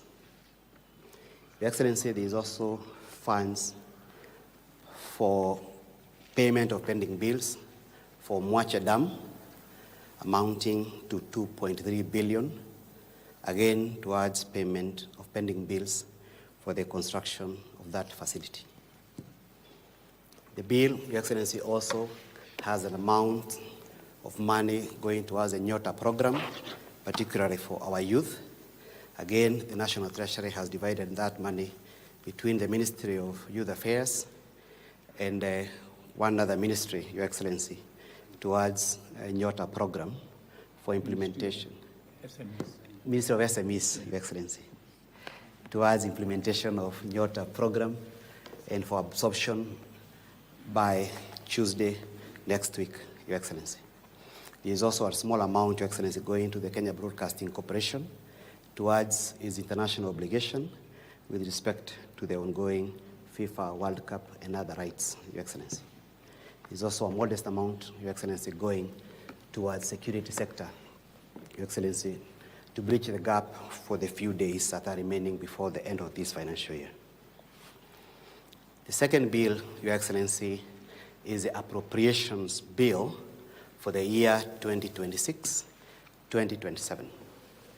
This bill, Your Excellency, was also introduced by the distinguished member for Alego Usonga on behalf of the Budget and Appropriations Committee of the National Assembly. They held extensive public participation within and outside the House during consideration of the estimates. Your Excellency, a number of changes have been effected by the committee following those public participation exercise.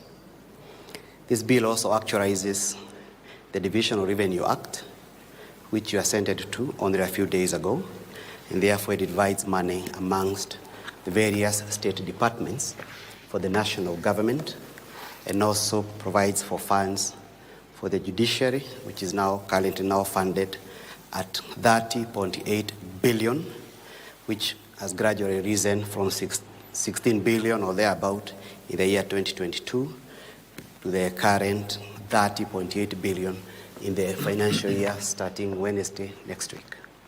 There is also funds, Your Excellency, for the legislature, which has also been funded to a tune of 50 billion for the 4 votes of Parliament. Your Excellency, amongst the biggest gainers in the appropriation for the year 2026-2027 is the Ministry of Education and all the sectors under the State Department for Education, including the Teacher Service Commission, Your Excellency. The third bill this evening, Your Excellency, to receive your assent is the Finance Bill 2026. This bill, Your Excellency, was introduced in the House as required under the PFM Act. It was brought initially as a draft by the Cabinet Secretary for National Treasury, who is former minority leader in the National Assembly, Your Excellency. When he came to read the budget, when he came as required by the Constitution, he brought it to the House by 30th of April. Thereafter, it was published before the House went on recess. That recess period, Your Excellency, allowed the House to undertake extensive public participation on the bill. The Committee on Finance, led by the distinguished member for Molo, the Honorable Kuria Kimani, undertook extensive public participation in 13 counties. We also received over 100,000 written memoranda from different individuals, corporate entities, and our business community, Your Excellency, and other individuals. The committee also engaged severally a number of entities for a full 2 weeks, Your Excellency, while going through the bill. The bill initially had 56 clauses. By now it has 54 clauses, Your Excellency. We lost 2 and a few others were introduced along the way. How many again did you say the clauses were? Initially, it had 56 clauses when it was brought by the Cabinet Secretary for National Treasury. Today, it has 54 clauses. We had some member of Parliament saying there was a clause 169. Was that true? That, Your Excellency, may not be the finance bill for 2026, Your Excellency. Probably another piece of legislation.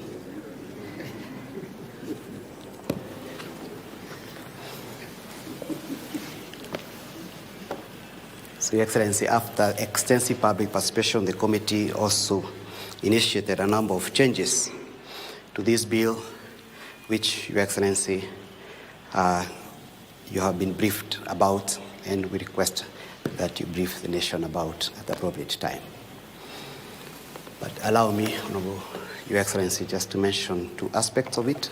One of them is that there is no mobile money tax introduced, because as National Assembly, we took a lot of time explaining that to the public, because those provisions are not contained in this bill at all.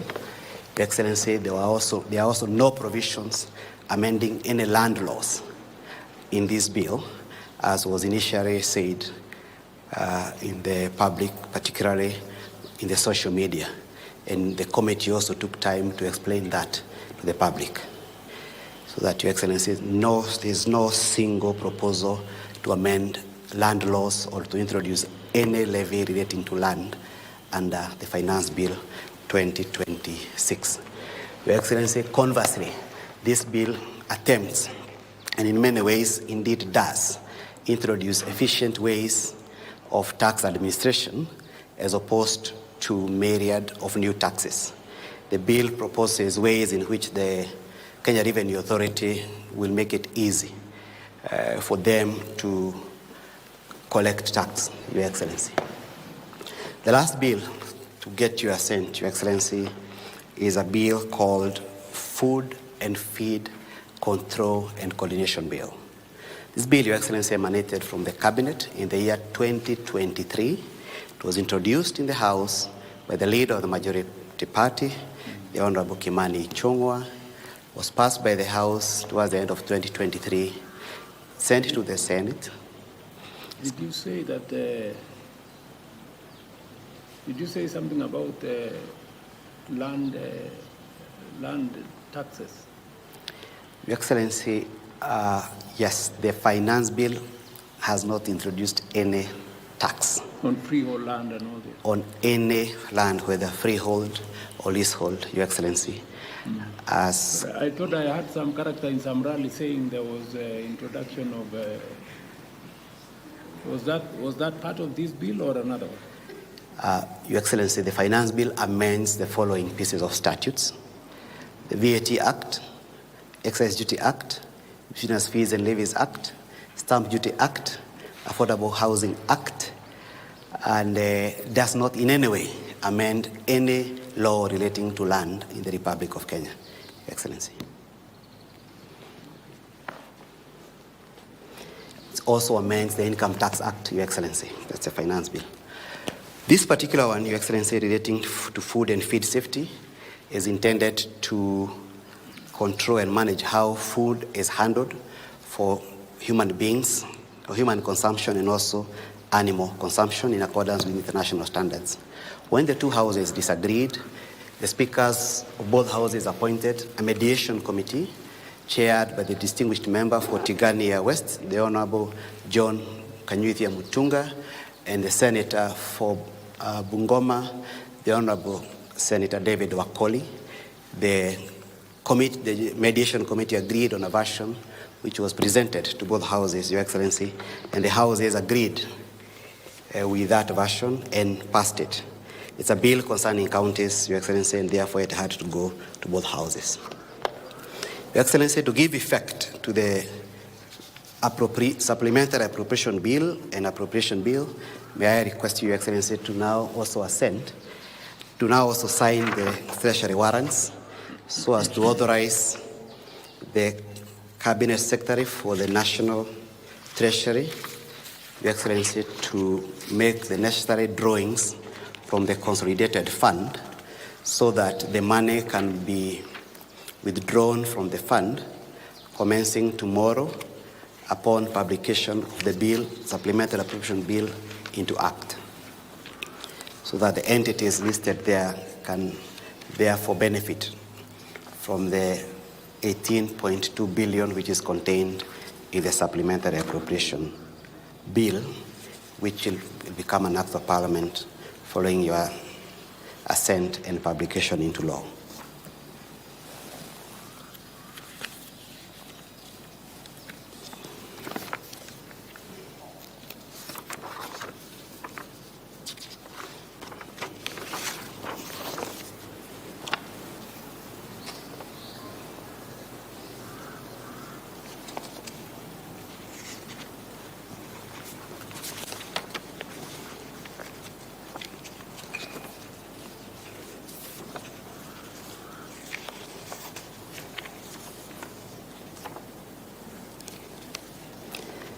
There are 4 copies for each, Your Excellency, for the supplementary appropriations and for the main appropriations.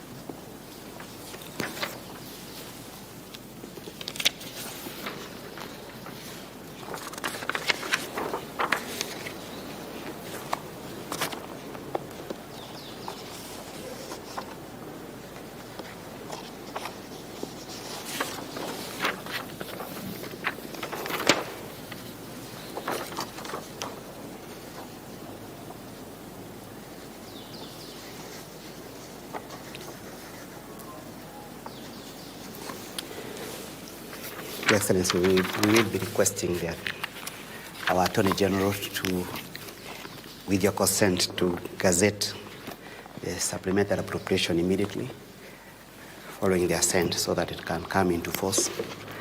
And then thereafter, the main appropriations at the beginning, just before the beginning of the next financial year, is Wednesday next week.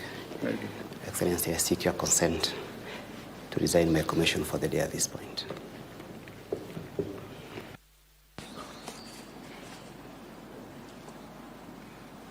Thank you very much. With Your Excellency's assent and the sacred trust it carries, the implementation of the administration's plan gains renewed impetus. Your Excellency, sir, I now invite you to hand over the copies of the acts to His Excellency the Deputy President, the Prime Cabinet Secretary, the Cabinet Secretary for National Treasury for implementation, the Honorable Attorney General for publication into law, and the Principal Secretaries present for implementation. Your Excellency may also graciously present ceremonial copies of the acts to the Speaker of the National Assembly, the leaders of the majority party in both houses of Parliament, and other members of Parliament present, and all esteemed state officials in attendance.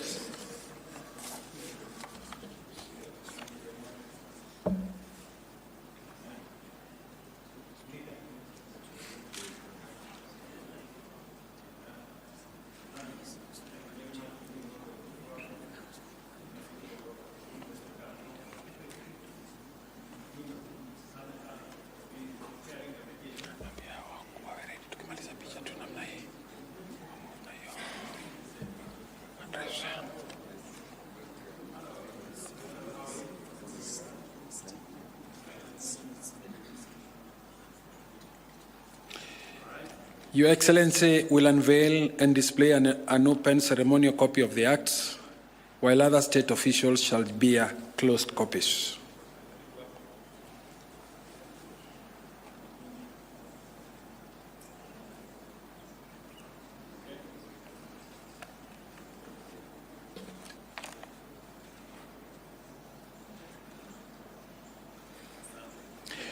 May I now kindly request all members of the Executive and Parliament to resume their seats.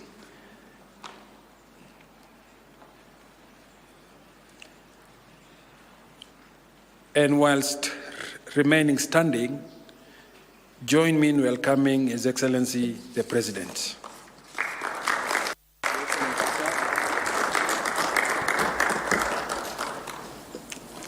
Thank you very much. Please, let's take our seats. Ladies and gentlemen, with my assent to the Finance Bill and into Finance Act now 2026 and the Appropriation Bill Act 2026, Kenya now has both the legal framework and the resources to finance its priorities, create jobs, strengthen livelihoods, and invest in the future under the bottom-up economic transformation agenda.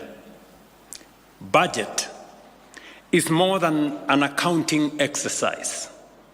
It is a statement of national priorities. This government serves the ordinary people, the farmers, the border riders, the mama mbogas, the workers, the entrepreneurs, students, and every young person striving for a better future.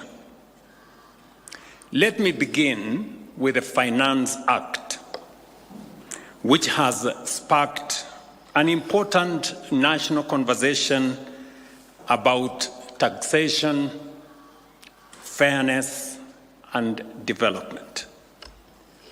Before the passage of the bill, Parliament conducted extensive public participation, received submissions from more than 170 organizations and over 100,000 individual citizens, and opened digital platforms for Kenyans to share their views and suggestions. Let me state clearly, this law does not raise taxes on ordinary Kenyans. Instead, it improves fairness by strengthening compliance, closing loopholes, and ensuring that every person and business pays what is lawfully due. We are pursuing tax avoidance, not taxpayers. Offshore schemes, not ordinary wages. And leakages, not livelihoods. Contrary to propaganda, misinformation, disinformation, and fake news, the government did not propose any taxes that were largely alleged. Specifically, there was no proposal to introduce taxes on freehold land, or any land for that matter. There was no proposal to introduce taxes on second-hand clothing or mitumba. There was no change to the rental income tax regime as alleged. There was no proposal to introduce tax on bottled water. There is no new tax on M-Pesa or mobile money. The money you send to your family, your business, or your friends will move tomorrow as it has always done. There is no new tax on mobile phones, airtime, or data. There is no new tax on locally manufactured packaging used for essential products.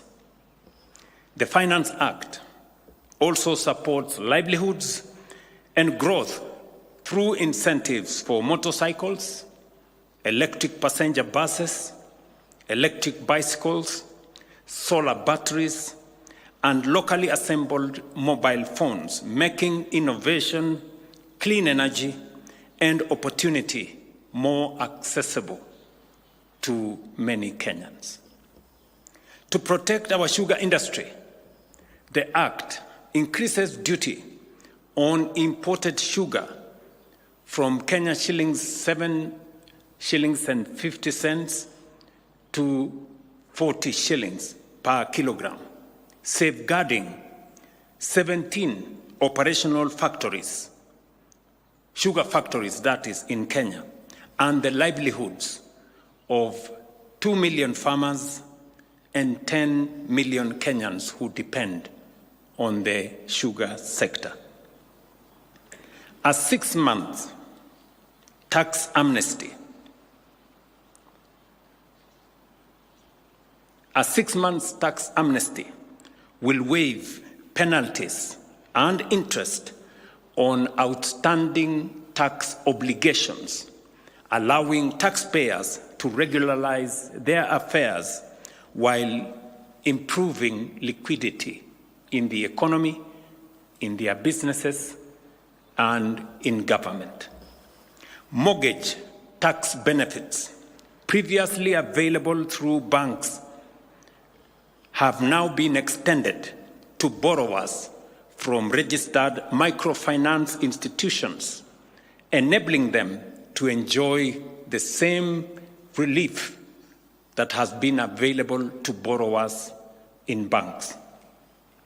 To address concerns raised by returning travelers, including Kenyans who travel abroad and members of our diaspora, we have increased the duty-free allowance from 39,000 Kenya shillings to 260,000 Kenya shillings for gifts and personal effects that Kenyans can buy as they travel or as they come home from their jobs abroad.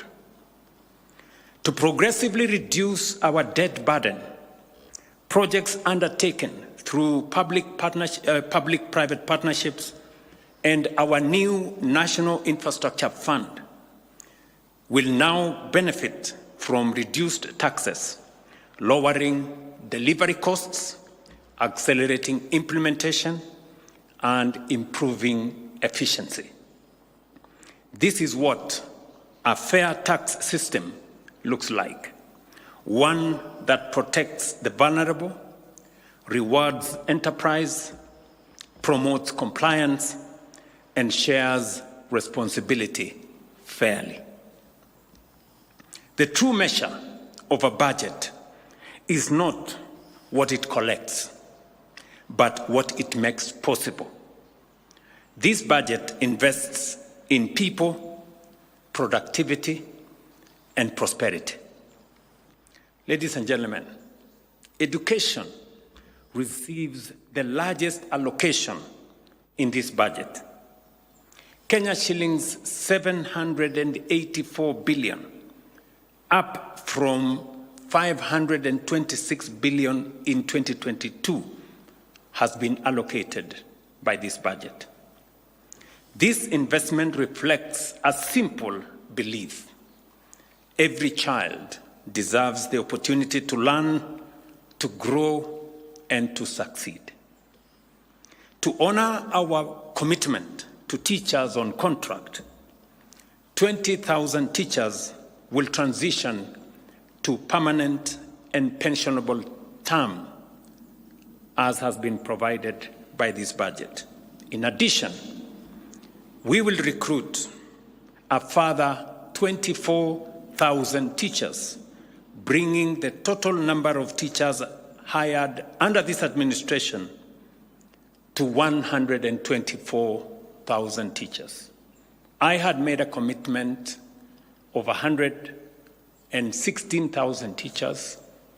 Now, with this hiring of 24,000 teachers under this budget, we will have crossed the 116,000 into 124,000. The Higher Education Loans Board will receive 56.7 billion Kenya shillings, up from 15 billion Kenya shillings in 2022.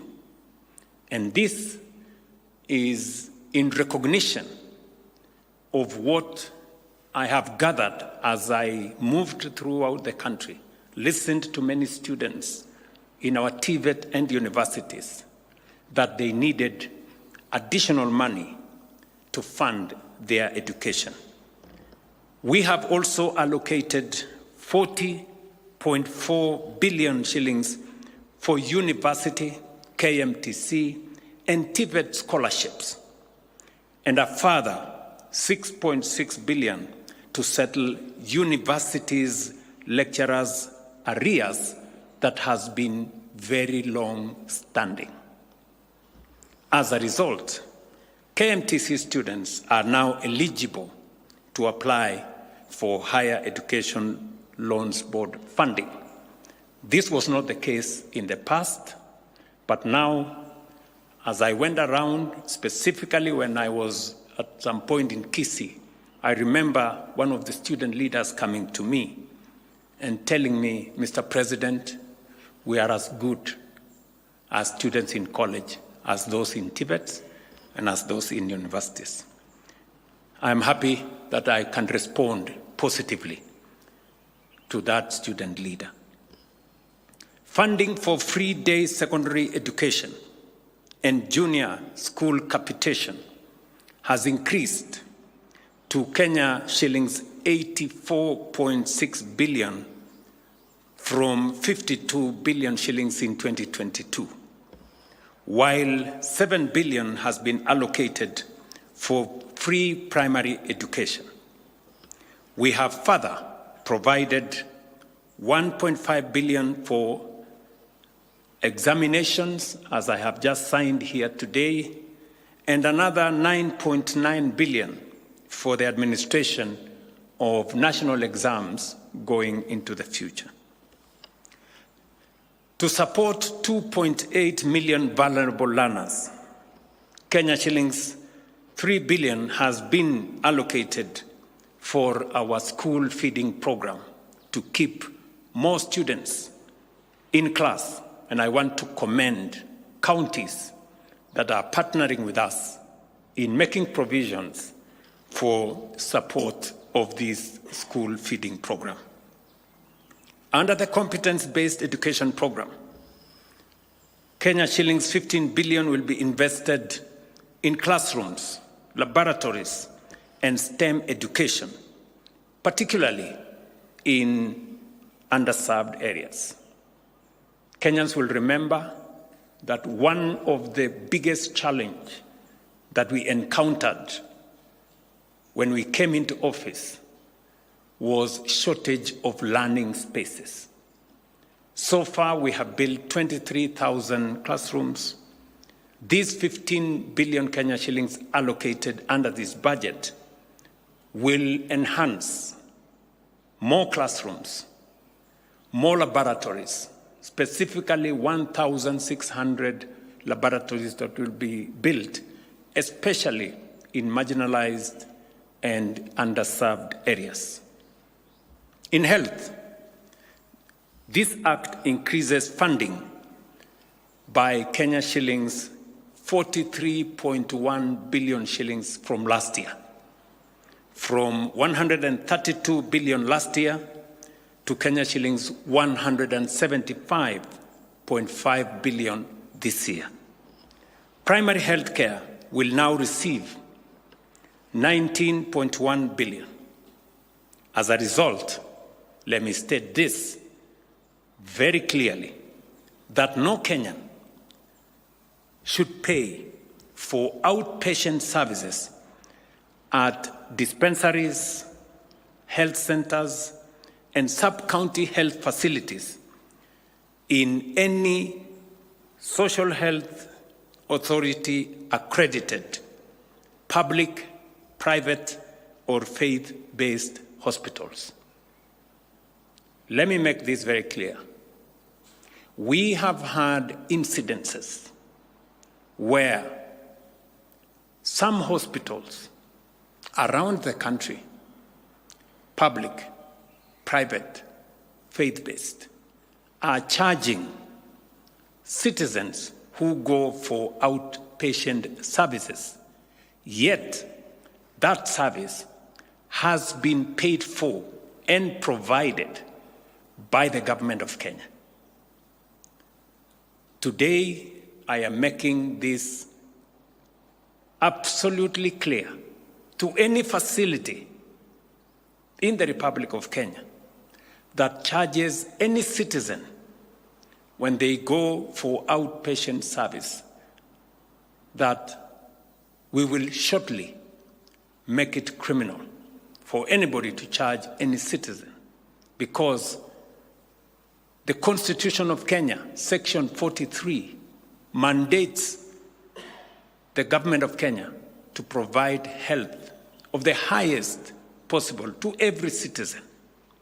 And therefore, with the provision of additional resources in the manner of 19.1 billion, citizens should now be able to go, as they have done, to hospital, consultations, medicine, treatment, and walk away without having to pay. Similarly, and I say this for all hospitals, be they private, be they public, or be they faith-based, because all a hospital needs to do, if a citizen is not registered, they should register them and treat them for free. We will pay for the costs. We have also allocated Kenya shillings 3.7 billion to support all our 107,000 community health promoters through replenishment of kits and tools, and by covering their social health authority contributions. As we all know, our community health promoters have been the greatest champions. In fact, they have been our shujas when it comes to matters health in every village, in every town, in every city. The kits they are using are now almost 2.5 years old. We are now going to renew all their kits. And because they are providing a service, the government of Kenya will partner with the counties to pay social health authority for every community health promoter. Funding for Kenya Medical Supplies Authority has increased from 5 billion to 21 billion to strengthen the supply of medicines and medical commodities. With this investment, there should be no shortage of essential medicine in our health facilities. Let me say this for the avoidance of any doubt. The biggest challenge that citizens have often complained about is the lack of medicine in our health facilities, the Hakuna Dawa issue. Now, with this provision, I am asking all counties and all hospitals in Kenya to make sure that medicine is available in every health facility in the Republic of Kenya.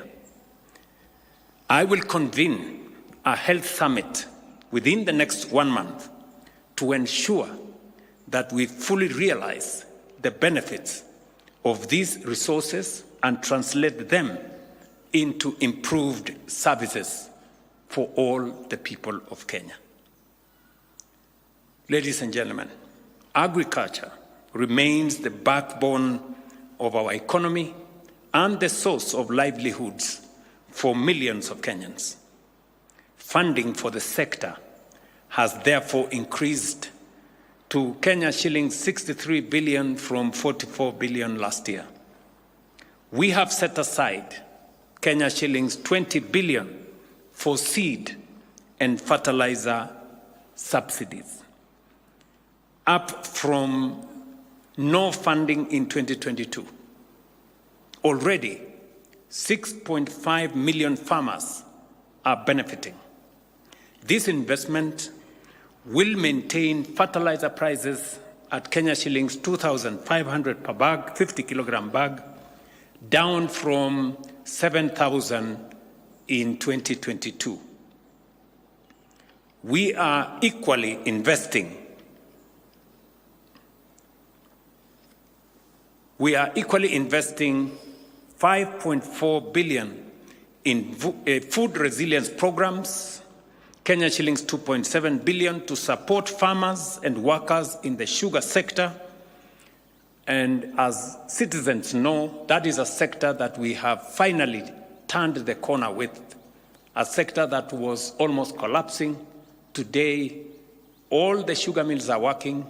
We have licensed another 5 sugar mills in the last 2 years. And we have made sure that progressively our estimates indicate that in the next 1 to 2 years, Kenya will be a net exporter of sugar. And that is why we have said imported sugar will now attract heavy duties.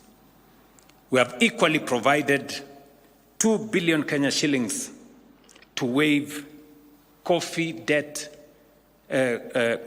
farmers' debts. We did provide 1 billion in the budget we just concluded, 2 billion in the budget we just concluded. We are providing another 2 billion in this budget, and we will complete the coffee waiver for farmers in the coming year.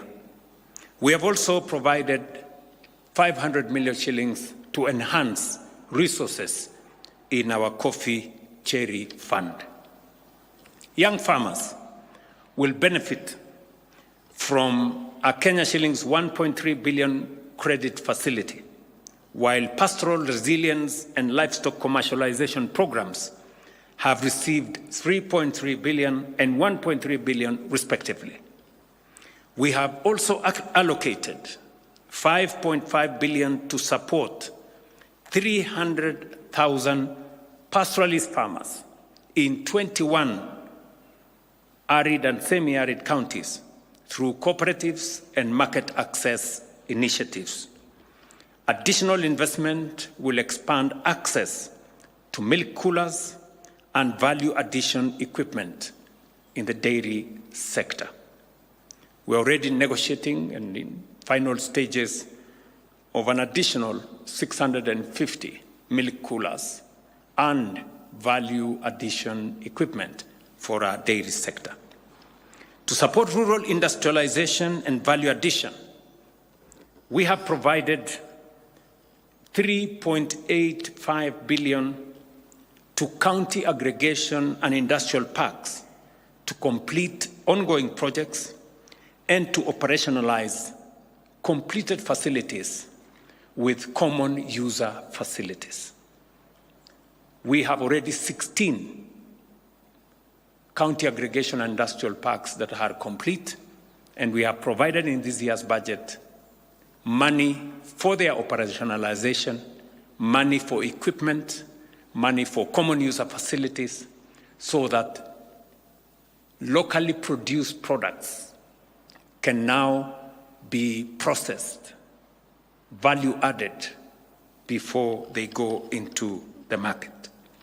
Our goal is simple: to help farmers produce more and more and build greater prosperity in rural Kenya.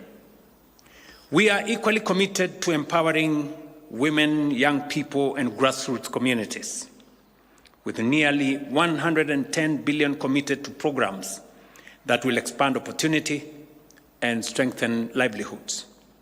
This includes Kenya shillings 22.6 billion for youth programs and 12.4 billion for the National Youth Service to recruit an additional 10,000 young people, modernize facilities, and strengthen skills development. Additionally,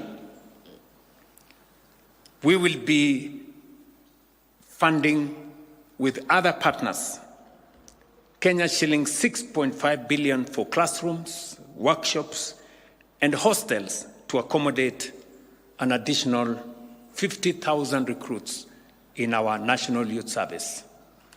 Already, we have provided money for the purchase of 50 graders for the National Youth Service and 50 tippers for the National Youth Service, for them to work with the Nairobi regeneration and finally for other programs around the country. In addition, 8.8 billion shillings has been allocated for affordable credit to micro and small enterprises. And I just completed a program with Africa Guarantee Finance Fund for them to support this exercise as we work with Kenya Industrial Estates, Kenya Development Corporation, and our MSME sector.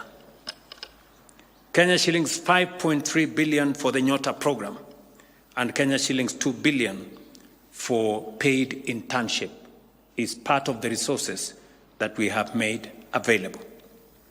We have also allocated 25 billion for cash transfer benefiting 1.2 million vulnerable households. Kenya shillings 8.9 billion for orphans and vulnerable children. Kenya shillings 4.3 billion for hunger safety net program. Kenya shillings 1.5 billion for persons living with severe disabilities. And Kenya shillings 900 million to support girls' education and dignity. To strengthen grassroots administration, public participation, and access to government services. Kenya shillings 3.9 billion has been allocated for village elders across the country. We realize this is a resource that is often available for grassroots sensitization, grassroots mobilization, creating harmony in our communities, but they have not been recognized in the past. We have now recognized the 100,000 plus village elders who will now be part and parcel of the ecosystem of government delivery. To enhance access to justice and strengthen the rule of law, funding for the judiciary has now increased from 16 billion shillings in 2022 to 30 billion shillings in this budget. Again, it is because of our commitment that funding the judiciary is not just about justice. It is also about development. And this is not a cost to the people of Kenya. It is investment in our development. Affordable housing remains a key pillar of our economic transformation. With 274,000 housing units under construction and more than 640,000 jobs supported directly and indirectly. To sustain this momentum, we have committed 138 billion to affordable housing and urban development. This will finance affordable housing units, our hostels for close to 180,000 students in our universities, in our technical training colleges, in our Kenya medical training colleges, and also to support the construction of markets across Kenya so that our mama mbogas and all other traders operate in an environment that is conducive, that is hygienic, and that is protected. We are investing in housing, infrastructure, and energy, and the digital connectivity, because growth requires jobs, creates mobility, and also opportunity. Accordingly, 225 billion has been allocated to roads and Kenya shillings 52 billion to transport infrastructure. I did make a commitment that we are going to complete the ongoing 6,000 kilometers of roads in Kenya today. And we are working on other transport infrastructure to support logistics and mobility in our country. This includes 20.8 billion for the extension of the standard gauge railway from Naivasha to Kisumu and onward to Malaba, and Kenya shillings 4.2 billion for the Dongo Kundu Special Economic Zone, and also an additional 3.8 billion for flood mitigation and emergency preparedness, as we are getting from the weathermen that we might be expecting an El Nino. Reliable and affordable energy remains essential to economic growth and household welfare. We have therefore allocated 34.1 billion to the sector, including 26.1 billion for rural electrification and grid expansion, Kenya shillings 3.7 billion for power generation, and Kenya shillings 3.2 billion for alternative energy technologies. To cushion Kenyans from volatility in the global fuel market, including disruptions arising from conflict in the Middle East, including in the Iran, we have set aside 21.5 billion for fuel stabilization and provided seed capital for the establishment of the East African Refinery, as a mechanism for a long-term solution to challenges that face us in our fuel supply. To strengthen national security and improve operational readiness, 6.5 billion shillings has been allocated for modernization of equipment, transport, and motor vehicle fleet for our police and security agencies. In partnership with other agencies, we are also supporting the delivery of 10,000 housing units for officers in the National Police Service, Kenya Prison Service, and the National Youth Service. The digital economy, where many young people are finding jobs and opportunities, will receive 10.5 billion to do the following. Number one, connect 20,000 public institutions, including schools, hospitals, police stations, to fiber optic. And this will also include the ICT hubs being constructed by our members of parliament. Number two, to provide 50,000 devices for our Jitume centers and ICT hubs that have been constructed or being constructed by our members of parliament and by all other actors in this sector to promote digital commerce, digital learning, and digital jobs.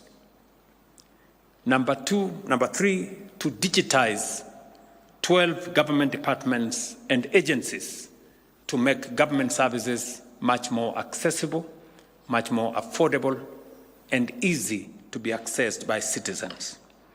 And number five, to expand digital skills development and training programs.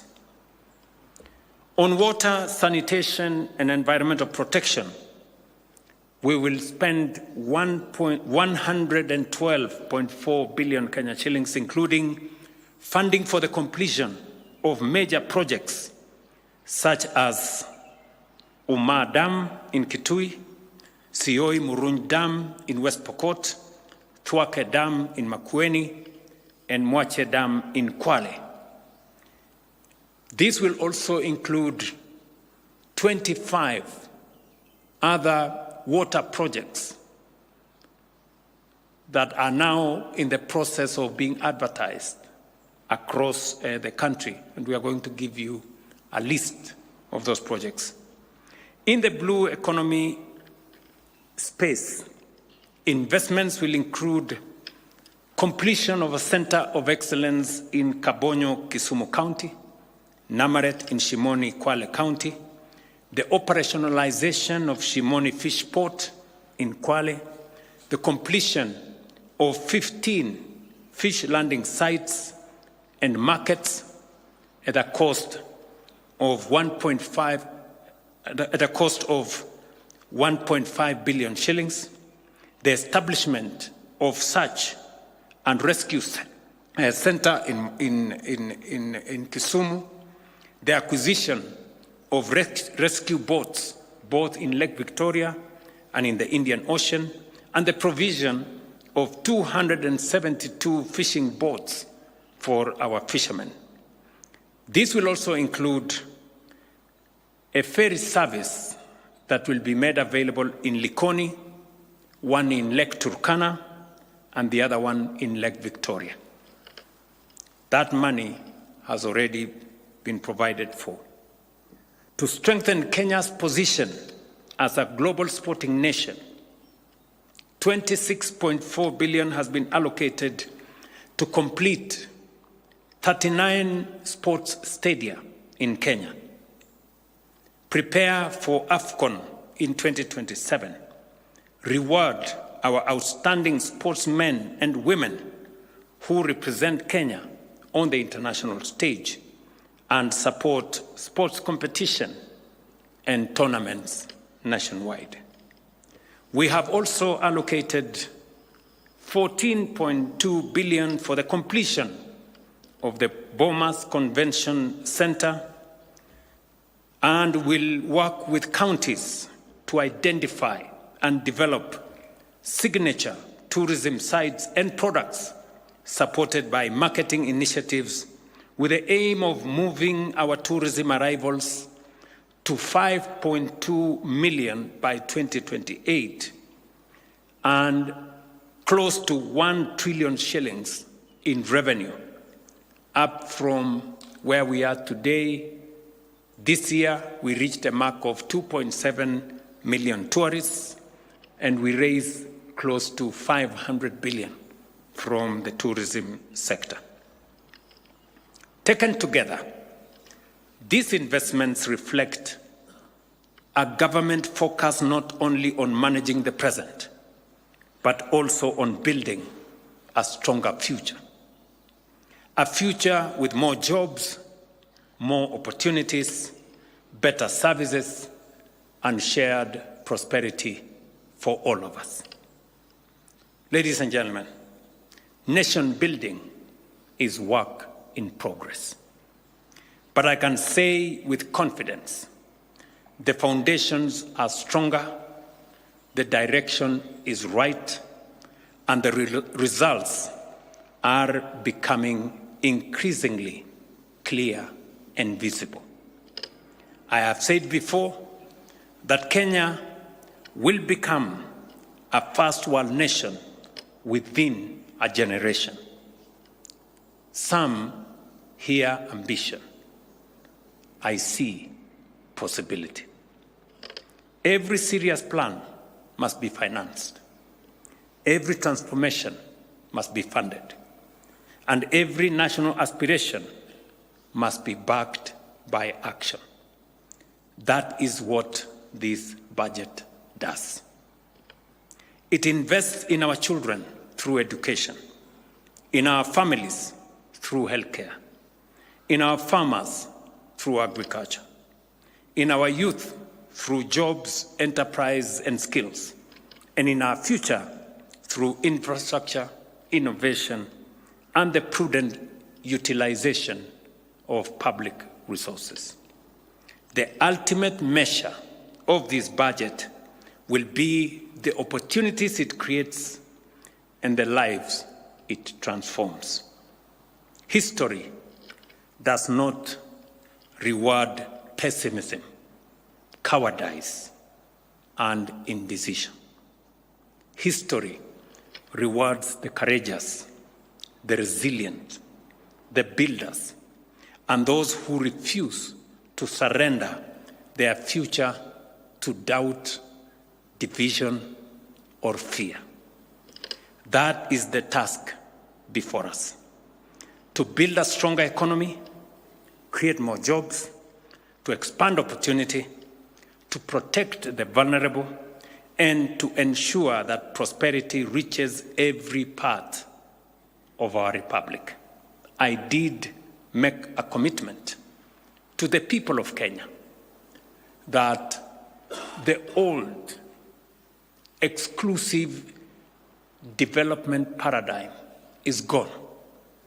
That going into the future, every part of Kenya, irrespective of how they voted, irrespective of who they are, irrespective of the past, will benefit from the development of our nation. And that no part of Kenya, no region of Kenya, no section of Kenya, no community of the Republic of Kenya, no religious persuasion will be left behind, that we are going to move together. Together, we must reject propaganda. We must reject misinformation. We must reject disinformation. We must reject fake news. We must reject insults. We must reject hate. We must reject ethnic bigotry and profiling. And we must reject division. I therefore call upon all Kenyans to remain united, confident, and focused on our shared purpose. Let us continue to work together, to build together, and to move forward together. To every farmer feeding the nation, every entrepreneur building a business, every worker striving for a better life, every young person pursuing opportunity, and every family seeking dignity and security. This budget is yours. The government is working for you, and together we are building Kenya's future. The vision is clear. The agenda is set. The plan is funded and on course. The transformation is happening. And together we are building the prosperous, inclusive, and modern nation that we all deserve. Thank you very much for your attention. Asanteni sana.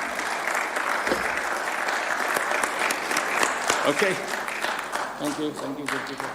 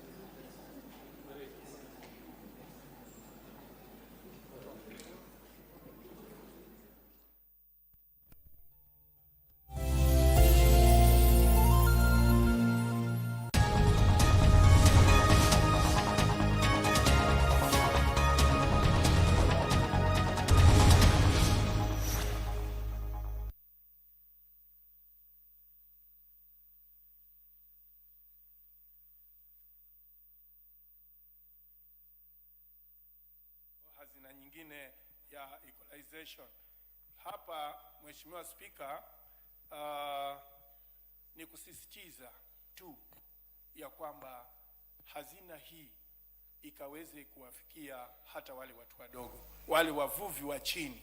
Hapo tutakuwa tunaweza kuinua maisha ya jamii. Asante mwenyekiti. The Honorable Farah Malim, Deputy Speaker Emeritus. The Honorable Owen Bayer. To clean up a few things here, which I have noticed. If you go to the amendment on page number 1560 of the order paper, 1560, are we there? It says, the levy collected under subsection 12 shall be apportioned as follows. But this 12 refers to 12 of 26, which we have deleted. So in other words, we are talking about a fund which has not been established. So I think you need some clearing up. No, because we have deleted 26 entirely, isn't it? The Honorable, when the clause you are speaking about is at clause 27. Yes. Is it? Yes. So if you look at 13. Clause 27, 13. Yes. Mm-hmm. The levy collected under subsection 12 shall be apportioned as follows. So the Cabinet Secretary, that is 12, the Cabinet Secretary may, by regulations, prescribe a levy to be paid. So that is in 27. 27. Yes. Oh, that is a new section. Yes.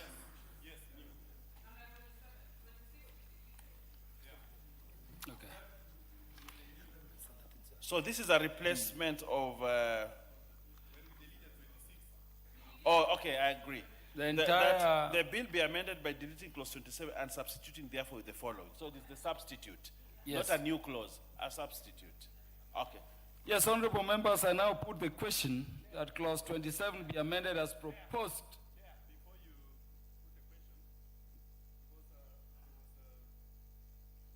Let me be on record, Chair, because my committee member, Honorable Kasim Dandasa, because he's on record saying this artisanal fishing must be defined.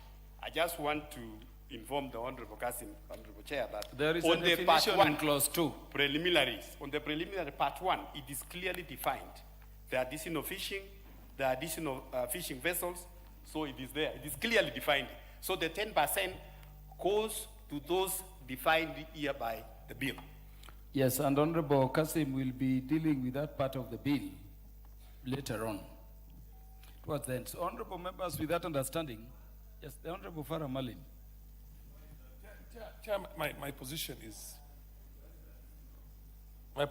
that we are still in a situation in which this can be defined as to mean the whole country. To mean the whole country. 100% of the country. And this is exactly what the honorable member said last time. We wanted an equalization fund. The idea was that those areas that were starved in under the sessional paper number 10 of 1965, which is areas, what was called the NFD and its contiguous areas, in contiguous districts, was supposed to benefit from that. But later on, you came around and thanks to the government that came there after the constitution itself was passed, it was now said that even the mountain region was marginalized. So in a sense, you water down a very good, noble idea to bring a section of the country that was left behind for over 70 years up to speed with the rest of the country. But now you watered it down. In which case, the emphasis now is for the whole country. The former NFD is probably getting less than 20% of what's called the equalization fund. Now we have another one here. And I'm sure we are looking at specific parts of the country that are supposed to gain from that. No. This is a specific category of Kenyans called those engaged in artisanal. But is that universal in the whole country? Yeah. Or artisanal fishing vessels?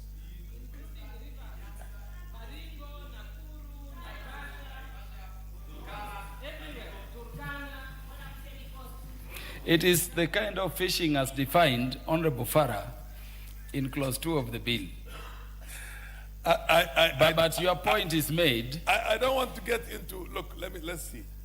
The two areas that we know, the two lakes that we know, because that really you need to help people who have used traditional methods of fishing for the longest. Lake Victoria and the coast of this country. And the idea is, and those economies, both economies, have been left behind right from the time we got independence. If you're going to bring a very good bill here right now, which is supposed to address the very bottom of that, and those artisanal people who cannot use, and now then you make it the whole country, it's going to become like the equalization fund. Honorable Farah, your point is made, and the chairperson. Now, how do we then make sure that doesn't happen? The chairperson. How do we make sure that somebody, and I'll be very blunt now, how do you make sure somebody who is a coffee farmer or a tea farmer or a livestock farmer like myself would say that, okay, I also have my big pond in my own backyard there, and I have to benefit from this. You get my point? And the idea was to take care of the areas that essentially have a historical disposition towards that artisanal, what do you call fishing, for them to have what you call a positive discrimination in the allocation of those resources. Otherwise, you might think that it's such a good thing for the people of Migori and Homa Bay, but I can assure you, depending on the kind of government we have that time, that definition will change, and it's going to benefit the whole country, and in the end, you will end up with nothing out of it. Honorable members, the Honorable Farah has made his point. And the point I hear is that we consider such provisions when we deal with those other matters like equalization fund. And this being the committee of the All House Honorable members, let me now put the question. That clause 27 be amended as proposed by the chairperson of the relevant committee. Will as many as are of that opinion say aye? Will as many as are of the contrary opinion say nay? The ayes have it. Honorable members, I now put the question at clause 27 as amended be part of the bill. Will as many as are of that opinion say aye? Will as many as are of the contrary opinion say nay? The ayes have it. Clause 28. Honorable members, I propose the question that clause 28 be part of the bill. Honorable members, there being no amendment, I now put the question that clause 28 be part of the bill. Will as many as are of that opinion say aye? Will as many as are of the contrary opinion say nay? The ayes have it. Clause 29. Honorable members, I propose the question that clause 29 be part of the bill. The chairperson of the relevant committee to move amendment. Honorable Chair, clause 29 of the bill be amended as per the order paper. And this one, basically, Honorable Chair, is to enhance the role of the Director General of Kenya Fisheries Service in development of fisheries measures, and also some small cleanup, Honorable Chair, like using the word promote and we instead of saying promoting. So there is some cleanup and also some enhancement of the role of the dish. Honorable members, I propose the question that clause 29 be amended as proposed. The Honorable Irene Mayak is recognized. Thank you very much, Chair. Chair, I just want to support this particular clause, especially to do with the modern alternative means of fishing, because, Honorable Chair, I believe that this is very important that we go this direction, because other countries have done that as well, and it will promote productivity for the fishermen. The only concern for Honorable Milli's favorite people, the Jolupo, is that they will be trained on how to use these modern methods of fishing. I know they're fast learners, so once they're taught, then they'll be able to adopt it quickly. So I support the amendment. Thank you. Honorable Millie, I'll give you a chance, because once, or if this amendment is carried, your proposals for amendments will fall. Thank you, Chair. Chair, I wish to support the proposed amendment by the Chair, because it's actually carried the proposed amendments that Honorable Irene Mayaka says correctly deals with my favorite, Jolupo, and it actually talks about enabling them to also adopt modern alternative methods of livelihoods, and also enables them to have equitable access to fisheries resources, and equal access for them and industrial fishers, so that we don't have industrial fisheries or fishers promoted much more than you have the artisanal fishers. We are hoping, as we have said, to reach Kenya through Singapore, and we can only do it if we carry the people who are struggling at the bottom. So I support the Chair. Yes, the Honorable Kasim Tandasa. Thank you, Chair. I've been sitting here and I've had a word like 3, 4, 5 times called the Jolupo. Does it form part of the Hansard, or can it be properly be defined so that we know what it is? Otherwise, we could be supporting or opposing something which we are not sure what it is. Honorable Kasim Tandasa, that word has been used by learned friends in the House, the Honorable Millie Odhiambo, the Honorable Dr. Otiende Amolo, the Honorable Karoli Omondi, and I noted by proximity the Honorable Dr. Ruth Odinga. It is a Latin legal phrase which means fishermen. Yes, so it can be used. Honorable members, I now put the question that clause 29 be amended as proposed. Will as many as are of that opinion say aye? Will as many as are of the contrary opinion say nay? The ayes have it. Honorable members, I now put the question that clause 29 as amended be part of the bill. Will as many as are of the opinion say aye? Will as many as are of the contrary opinion say nay? The ayes have it. Clause 30. Honorable members, I propose the question that clause 30 be part of the bill. The chairperson of the relevant committee to move amendment. Honorable Chair, clause 30 be amended as per the order paper, and we are introducing a clause, Honorable Chair, that the Director General shall notify by cassette notice Kenyans any international agreements and conservations and management measures in which Kenya is party to the act. So this one is just to enhance the role of the Director General, Honorable Speaker, on international agreements on fisheries. Honorable members, I propose the question that clause 30 of the bill be amended as proposed. The Honorable Millie Odhiambo. Chair, I wish to support that proposal. If you actually look at it, you see it's, the committee has actually adopted my amendments. And I want to thank the chairman of the committee. I think the attitude of this committee is very good, because we were not able to get into a harmonization process. What they did is they looked at my own amendments, adopted them. It enables us to move very quickly. But I also want to thank, we really thank the legal drafters when they do excellent work. Lynette, who is the legal drafter, has done excellent work in this work. She was even calling me at 1 a.m. in regard to this bill. And I just want to say she's done a really good job.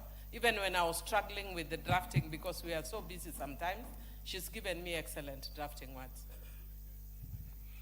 And I thank you, Honorable Millie, for recognizing the good work of that legal drafter. I worked with her in the Committee on Delegated Legislation and Justice and Legal Affairs before, and I know the kind of dexterity she goes into when drafting a bill. What is out of order, Honorable Irene Mayaka? Honorable Chair, you know when Honorable Millie says Lynette, there are very many Lynettes who are councillors in this country, who are legal counsel. She needs to specify so that the accolades can go to the right person. It is very important. Honorable Mayaka, I'm seeing only one Lynette who is a legal drafter within the chambers. She is Lynette Otieno. Yes, she is Lynette Otieno, the non-MP you are seeing behind the chairperson. Yes, Honorable Chair, honorable members, if this amendment is carried, the amendment proposed by Millie will fall because it is already incorporated and taken aboard the proposed committee members' amendments. Honorable members, I now therefore put the question that clause 30 be amended as proposed. Will as many as are of that opinion say aye? Will as many as are of the contrary opinion say nay? The ayes have it. Honorable members, I now put the question that clause 30 as amended be part of the bill. Will as many as are of that opinion say aye? Will as many as are of the contrary opinion say nay? The ayes have it. Clauses 31 and 32. Honorable members, I propose the question that clause 31 be part of the bill. Honorable members, there being no amendments, it is 31 and 32. Did I mention both? Clauses 31 and 32. Honorable members, I propose the question that clauses 31 and 32 be part of the bill. Honorable members, there being no amendments, I put the question that clauses 31 and 32 be part of the bill. Will as many as are of that opinion say aye? Will as many as are of the contrary opinion say nay? The ayes have it.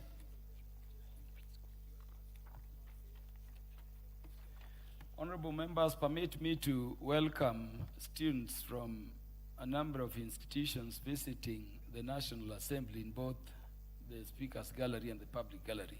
In the Speaker's Gallery, we have Njuri High School from Chuka, Ingamangombe constituency, Tharaka Nithi County.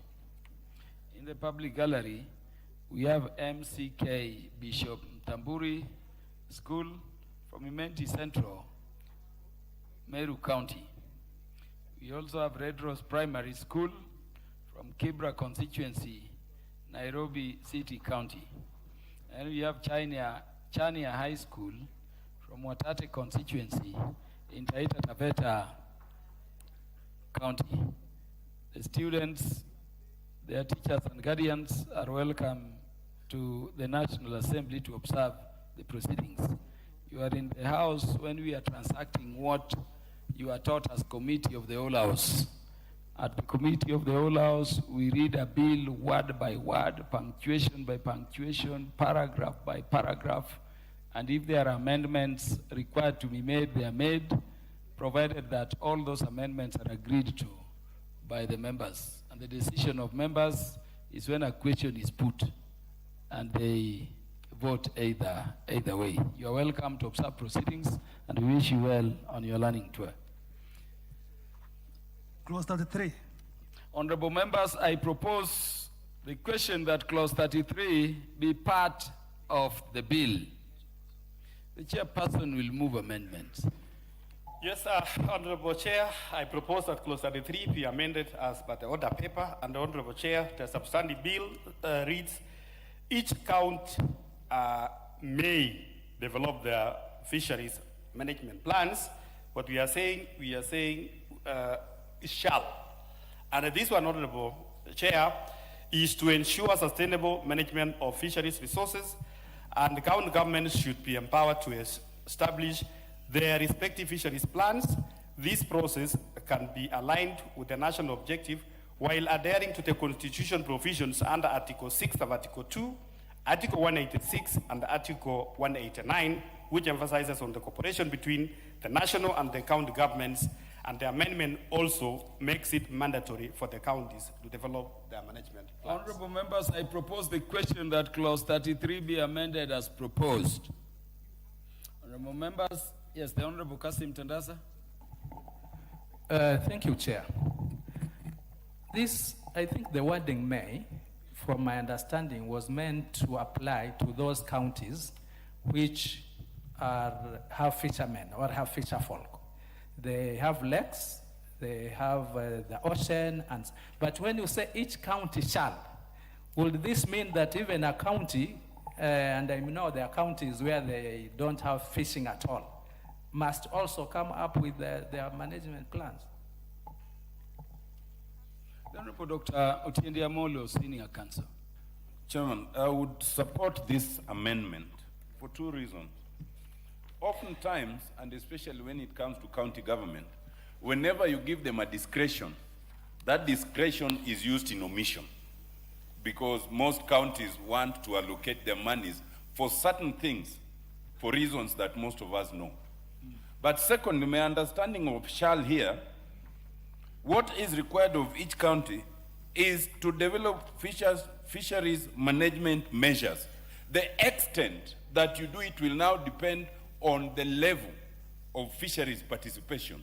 But surely there is not a single county in this country that does not have some form of fishing at whatever level.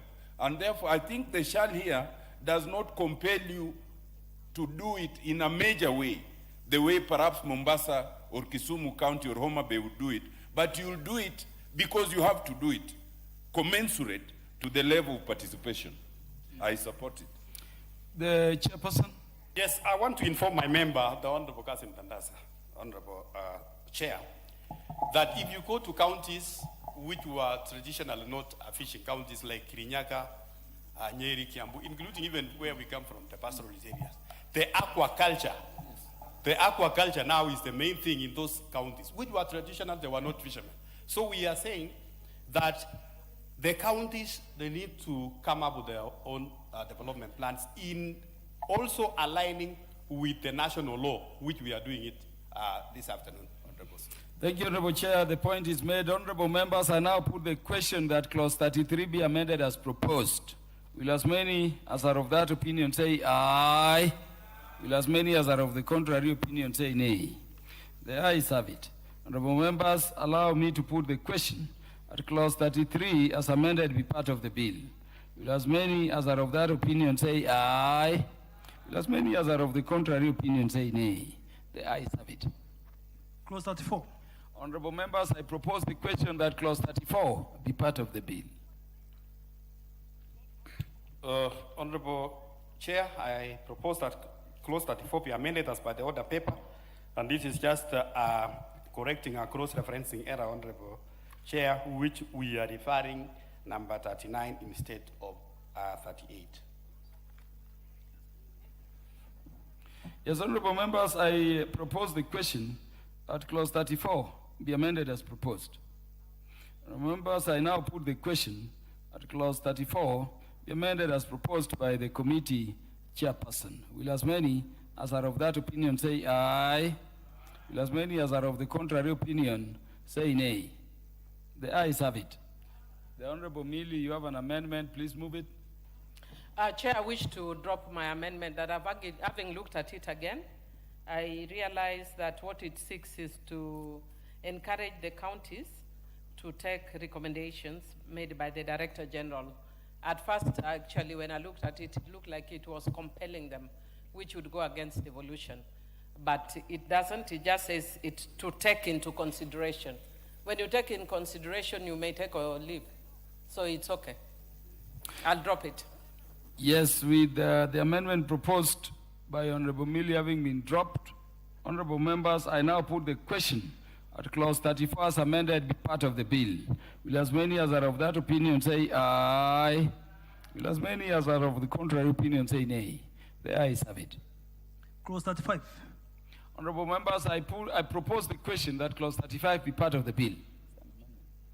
The chairperson. Honorable Chair, I propose that clause 35 be amended as per the order paper. And Honorable Chair, under the Article 62, sub-article 3 of our Constitution, all rivers, lakes, and other water bodies, the terrestrial sea, the exclusive economic zones, and the seabed all constitutes a public land that vests and is held by the national government.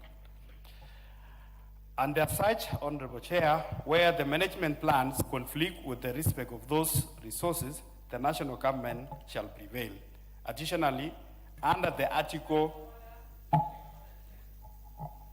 What is out of order, Honorable Millie? Or we Thank you, Chair. I just need your direction. I'm proposing a deletion. Wouldn't that mean that my proposal then takes precedence? But having said that,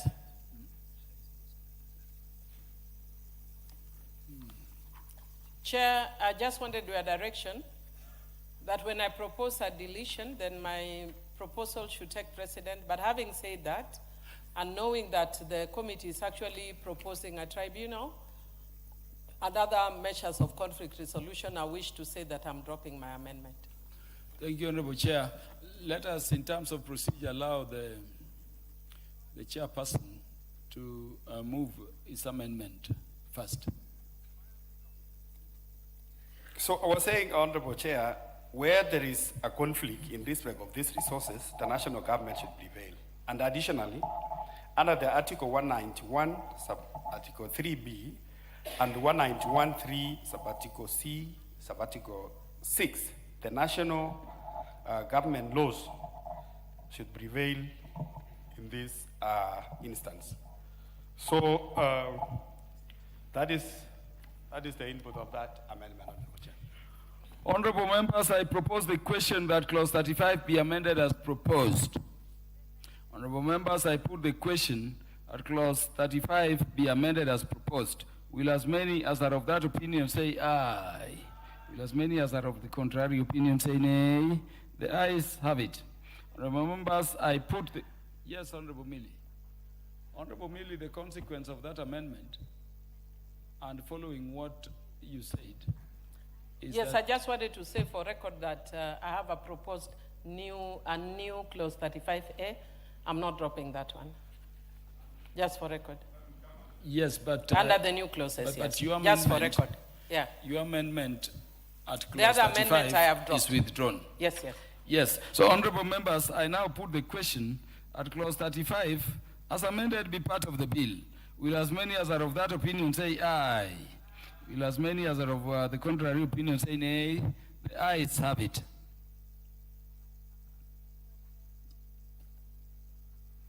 Clause 36.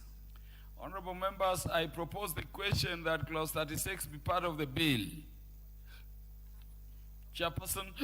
This one, Honorable Chair, and one of my good friend, the Honorable Ruth Odinga, to listen to this because it was about a BMUs. Honorable Chairperson, the amendment provides for a clarity in the establishment of the beach management units in the respective county governments and further makes provisions regulations to provide for remunerations of the members of BMUs, and the conflict management of inter and intra-county BMUs. It further provides for the Cabinet Secretary to make regulations on BMUs in consultation with the Council of County Governors, noting the BMUs primarily operate within the county governments. Honorable members, I propose the question that clause 37 be amended as proposed. No, clause 36 be amended as proposed. For clarity, let me repeat. Honorable members, I propose the question that clause 36 be amended as proposed. The Honorable Millie Odhiambo. Is that the Honorable Farah Malim? Please approach the chairperson. Thank you, Chair. Chair, I wish to support this proposed amendment and thank the committee yet again for adopting my proposed amendments. That therefore means that my proposed amendments will fall. Chair, if you see the major import of this is one to give strength to beach management units, as the Chair had said. And I love your integrity, Chair. This is one thing that is very commonly lost nowadays in this House. Sometimes you talk to certain chairs, they tell you, or they say that we have agreed on this, and you come and find a totally different thing. So I want to thank you for your integrity. And Chair, what this part says is it protects women and children, and also in the beach management unit, it also protects persons with disabilities and seeks inclusion of persons with disabilities and local communities. And Chair, the reason why we are talking about local communities is that you find that the way the BMUs are structured, a lot of the people who come to BMUs are from all over the country. I have people who come from northern Kenya who also fish in my constituency. But the people who are locals don't live in the beach because they have homes. So sometimes when you are doing elections and all that, they are not included. And that sometimes creates conflicts.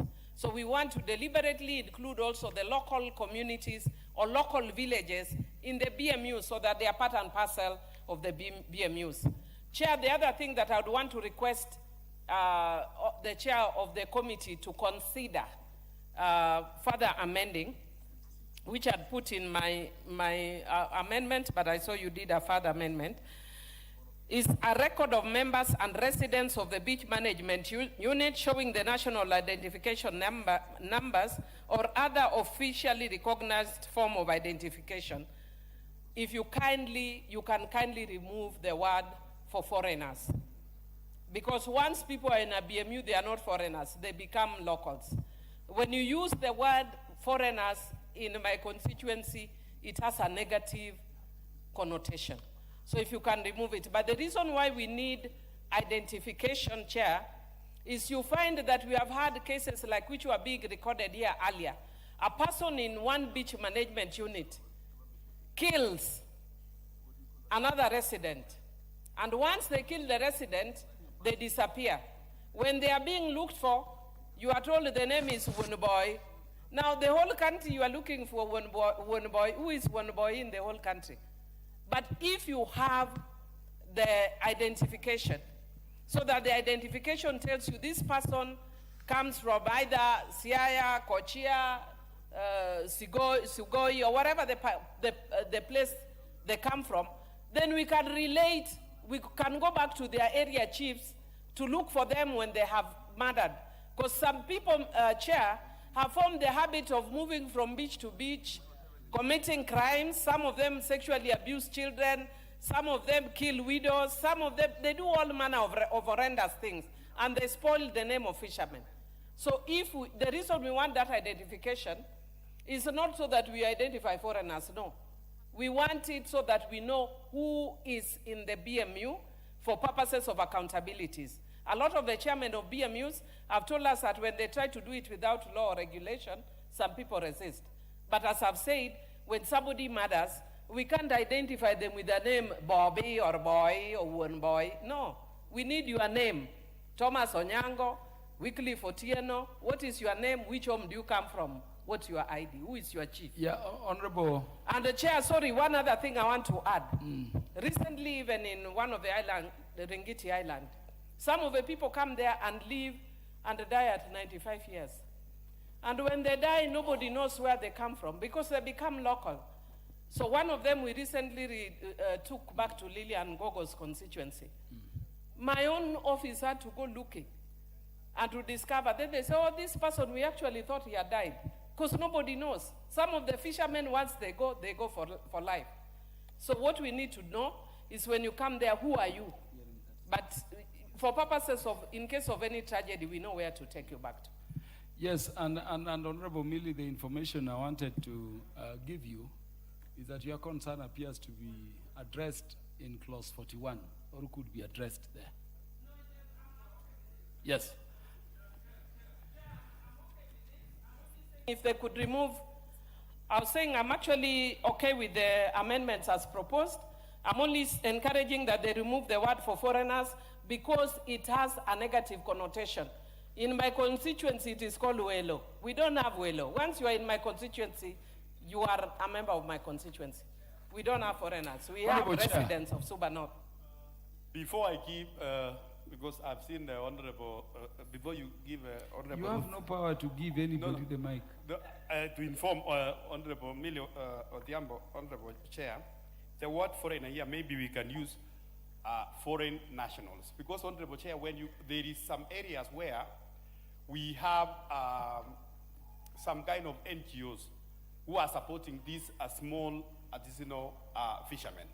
And sometimes they are co-opted because they help them. They are not actually Kenyans, though they have a Kenyan, they have documents to live Kenyan, but they are foreign nationals. So if we have those kind of people who are supporting small community projects like that one, that is what we mean here. So maybe we can say foreign nationals.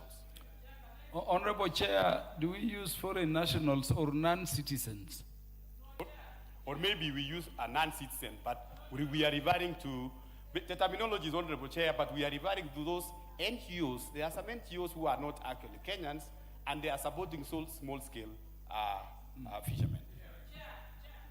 The Honorable Owen Baya. I want to congratulate the chair for finally formalizing BMUs. It's been a teething issue, and I want to congratulate you for that. And very many BMU members and many fisher folk will be very happy about BMUs. Having said that, Chair, on the issue that is being raised on the foreign nationals, and I don't know, Chair, you came to my constituency and you saw how fiery my people are, the fisher folk there. And actually, I want to say this, Chair, if you allow me. I have BMU members who will be BMU members in this BMU. They will go to Lamu. They'll also become members of a BMU there. They will go to Malindi and will actually become the chair of the BMU there. So therefore, they do not give the right to members within that fisher folk community to take leadership of the BMUs. They actually try, he's the chair here, he's the chair there, he's the chair there, he's the chair there. So at the end of the day, the local communities do not get an opportunity to actually take up leadership. That is one. Secondly, Chair, we need to cure the issue of foreigners, the way, I don't know which foreigners, what he means there, because, for example, in my constituency, are very many fishermen that come from Tanzania, that come from other parts of the world. And they come there and they operate within the BMUs. And because they have nothing else to do apart from fishing, they actually take over the leadership. And when you ask, but this guy, where does he come from? This guy, where does he come from? You actually take in circle. For example, I have cases where people come say they have come from Lamu, but they operate in Darakasa, in Watamu. But when you follow them up, they're actually from Somalia. You know, so we have to find a way, even when we have a problem with this word nationals, foreigners, we need to find a way to actually ensure that the leadership of BMUs is actually by locals. The last point, I want to congratulate the chair on the issue of remuneration of BMU members. But then, the question I have, as we congratulate you, who will be paid? The executive or all BMU members? Because you say provide the cabinet, the CC member will provide for remuneration of BMU members, if I get you right. The question I have is who gets remunerated in terms of BMU members? The leadership. But I think then you need to infuse something that actually makes that special group so that it is leadership. I thank you. Yes, the Honorable Karoli Omondi. Thank you very much, Honorable Chair. I would like to request for some indulgence from the Honorable Chair so that he could explain to us whether here, because I'm struggling with the bill and I cannot see certain provisions with respect to county governments vis-a-vis the BMUs. One of the biggest problems or challenges you face when you go to these beach management areas is one of open defecation. In other words, no sanitation services, no toilets. And since the county governments, and this is a clause where I'm seeing the county government engaging with the beach management units for the welfare of the people living around a beach area, I think we need to have a clause that obligates the county government to make sure those areas have proper sanitation. They have emergency services in case there's a fire or there's something, health facilities, and early childhood education facilities. Because they are collecting money from these people. And I think the county government must ensure that in each beach, there's a school, ECD school, there's a health facility, a small clinic there. We have boats that can rescue people if fisherfolk capsize in the lake, and that there are toilets, because it is the NGCDF that has been building these toilets for the BMUs. And the county governments are collecting the money and not offering any services. So I think we should create an obligation here for county governments to provide sanitation facilities, emergency services, health facilities, and early childhood learning facilities. Honorable Chair, are you with us? I'm with you fully. Honorable Karoli, and I wanted to request the Honorable Karoli to read clause 36 in the bill together with the amendment. The matter being debated before I give Honorable Ruth Odinga is in respect of what is proposed as clause 36 C3G, which reads, a record of members and residents of the beach management unit showing the national identification numbers, or other officially recognized form of identification for foreigners. And so the issue was, do we use the word foreigners or which other word in the context of the contestation Honorable Millie was bringing? And the chair has proposed that perhaps for clarity we replace foreigners with non-citizens. That is the debate going on. The Honorable Ruth Odinga will have her chance, then Honorable Farah, then Honorable Millie. Yes. Thank you, Speaker. Yes, the Honorable Kasim Tandasa. Thank you, Chair. I have a point of order on what Honorable Carola said. In my capacity as the Vice Chair, I don't think it's in order to say CDF does the toilets for beach management units. Otherwise, now we bring in a whole other discussion when it comes to the issue of CDF. In my capacity as the Vice Chair, that was my point of order. In fact, that one is well noted. The NGCDF is for national government functions, not functions falling within the county.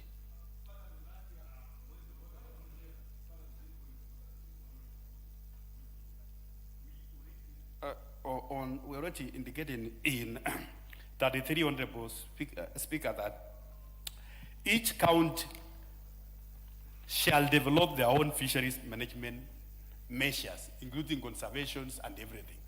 That is why, that is where Karoli is asking, where are the role of the county government? So when we say they are going to develop their own fisheries management plans, it includes their conservations and all award the honorable member. Honorable Karoli, if you look at clause 36 as it currently stands in the bill, at subclause 2B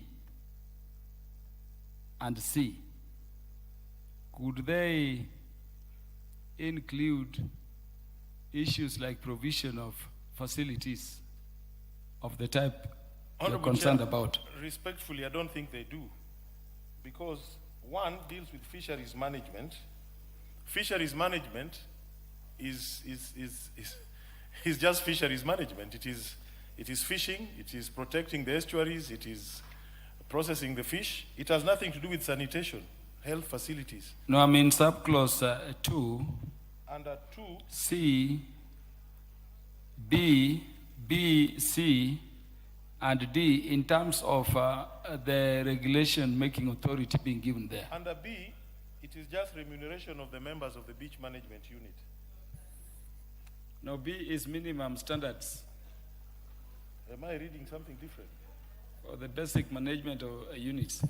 For the beach management units, C is standards to be adhered to by the beach management units in improving levies and charges. D is such other standards. Yeah, but this, we are not talking about standards, we are talking about facilities. Yeah, we are talking about facilities, Honorable Chair. Yes, the Honorable Ruth Odinga.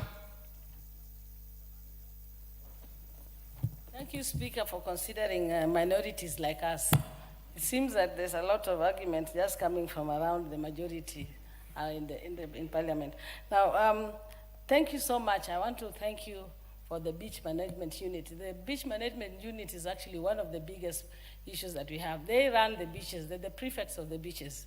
And normally they're not recognized, they've not been remunerated. They're people who just do work like as if it's voluntary, and therefore they can't formally issue anything in the beach. Yes, they're being used by the government, both county governments and national governments, to support in actually seeing how the beaches are run.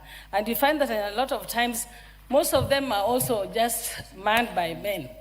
The beach management units do not have women in most of them. As in the lake, you know, 100% or 90% has just been mostly fisher folk, and the fisher folk are always men. So the beach management units are also that way. So I hope that when we are going to also have the management, we'll have it more inclusive and have the women. The reason why I'm saying this is that even when the women were having issues on unfairness in the beaches, especially if you know what we have, I don't know about any other area, but like in Kisumu and the beaches around Siaya and Nyanza, we had what we call no sex for fish. And sex for fish meant that the women had to batter them. There's that issue of battering. That's why I was so keen on what do you mean by when we talk about the clause on batter. Because battering meant that you give your body to be able to get the fish from the fishermen. Now we are trying to fight that thing of no sex for fish. And even if the women go to the beach management unit, folks, they're only the men, and they also support this issue of fish for sex. Now, I think that once you start doing this arrangement with the beach, them being formal, they can also be engaged so that you can know who they are and formally even charge them or even make them responsible for whatever they are doing. So for me, I'm thanking you for bringing that clause in, and that's even supporting even the women and the youth so that women can go further. And the chairman is including the speaker. I'm giving out about 8 boats to women in the lakes region of Kisumu, and I hope to invite you to come and support me so that I can stop those sex for fish in Kisumu County. Asante. Honorable members, do I now put the question? Okay.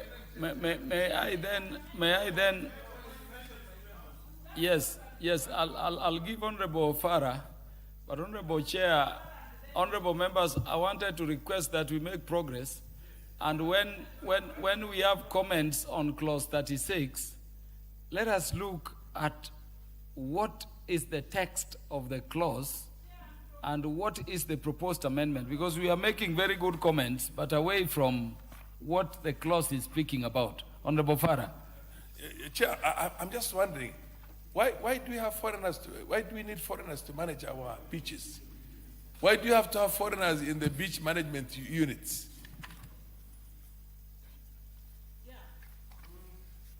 There's no need. I mean, and the Honorable Deputy Majority Leader said that there are no Somalis from Somalia who are doing fishing. Those you have seen must have come from The Garissa. chairperson, this Garissa. question is directed at you. So, you can't discriminate them on account of the fact that they're Somalis. No. So we should not have foreigners. Why do you want your beaches to be run by foreigners? Yes, In any Chairperson. case, the foreigner needs to have a residence permit or a work permit and all those ones. Would he be given a residence permit because he is a member of the beach management unit? No, I haven't finished. Mary. Can you just give me time?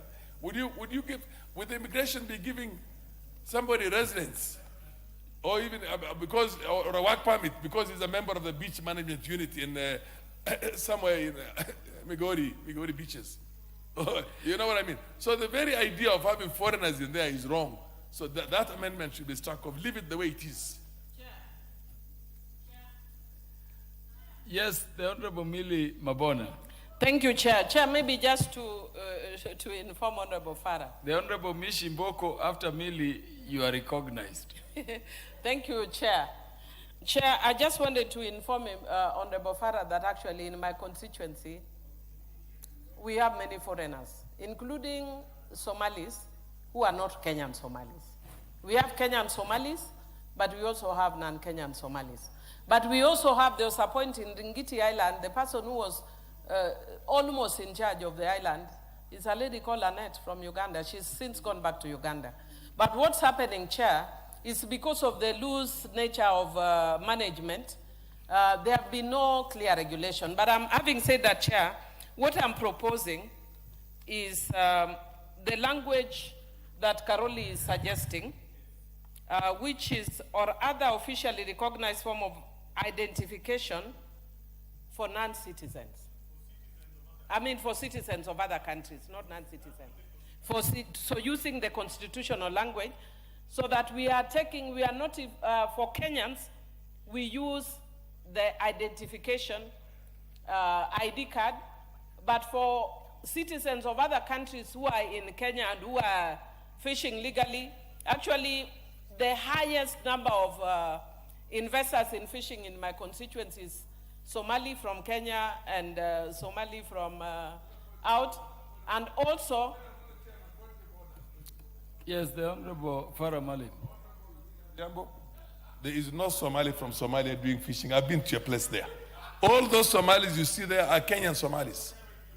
And there's no way a foreigner can come in there and do fishing and become a member of a beach management unit when the legal status of the person itself is not there. But the person has got to have a legal status. The legal status is staying in this country is either you are a citizen, or you are on a residence permit, or you are on a work permit. You get my point? And nobody is going to get a work permit because he's a member of a beach management unit. Inform me.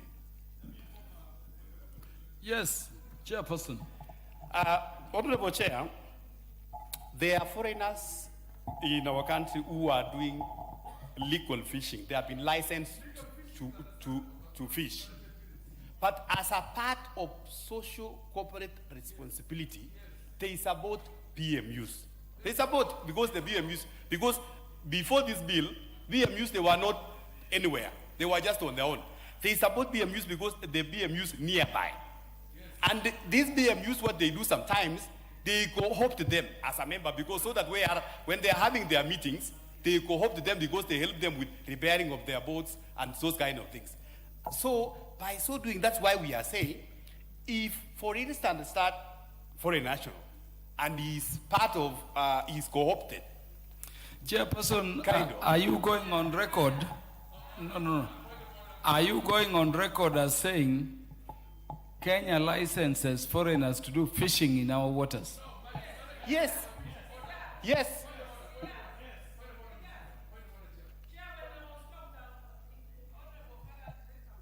Yes, the Honorable Millie conclude.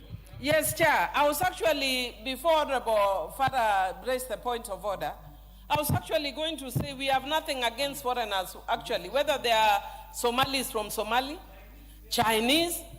Right now, the highest number of investors actually are Somalis from Kenya in my constituency. No, I'm not stopping at that, because we even have Chinese, And there is a possibility of Somalis from outside, because there are Somalis who don't speak Swahili. Those are not Somalis from Kenya. But we don't discriminate, we welcome them. Chair, can you please indulge me by listening? This amendment is not about leadership in the BMUs.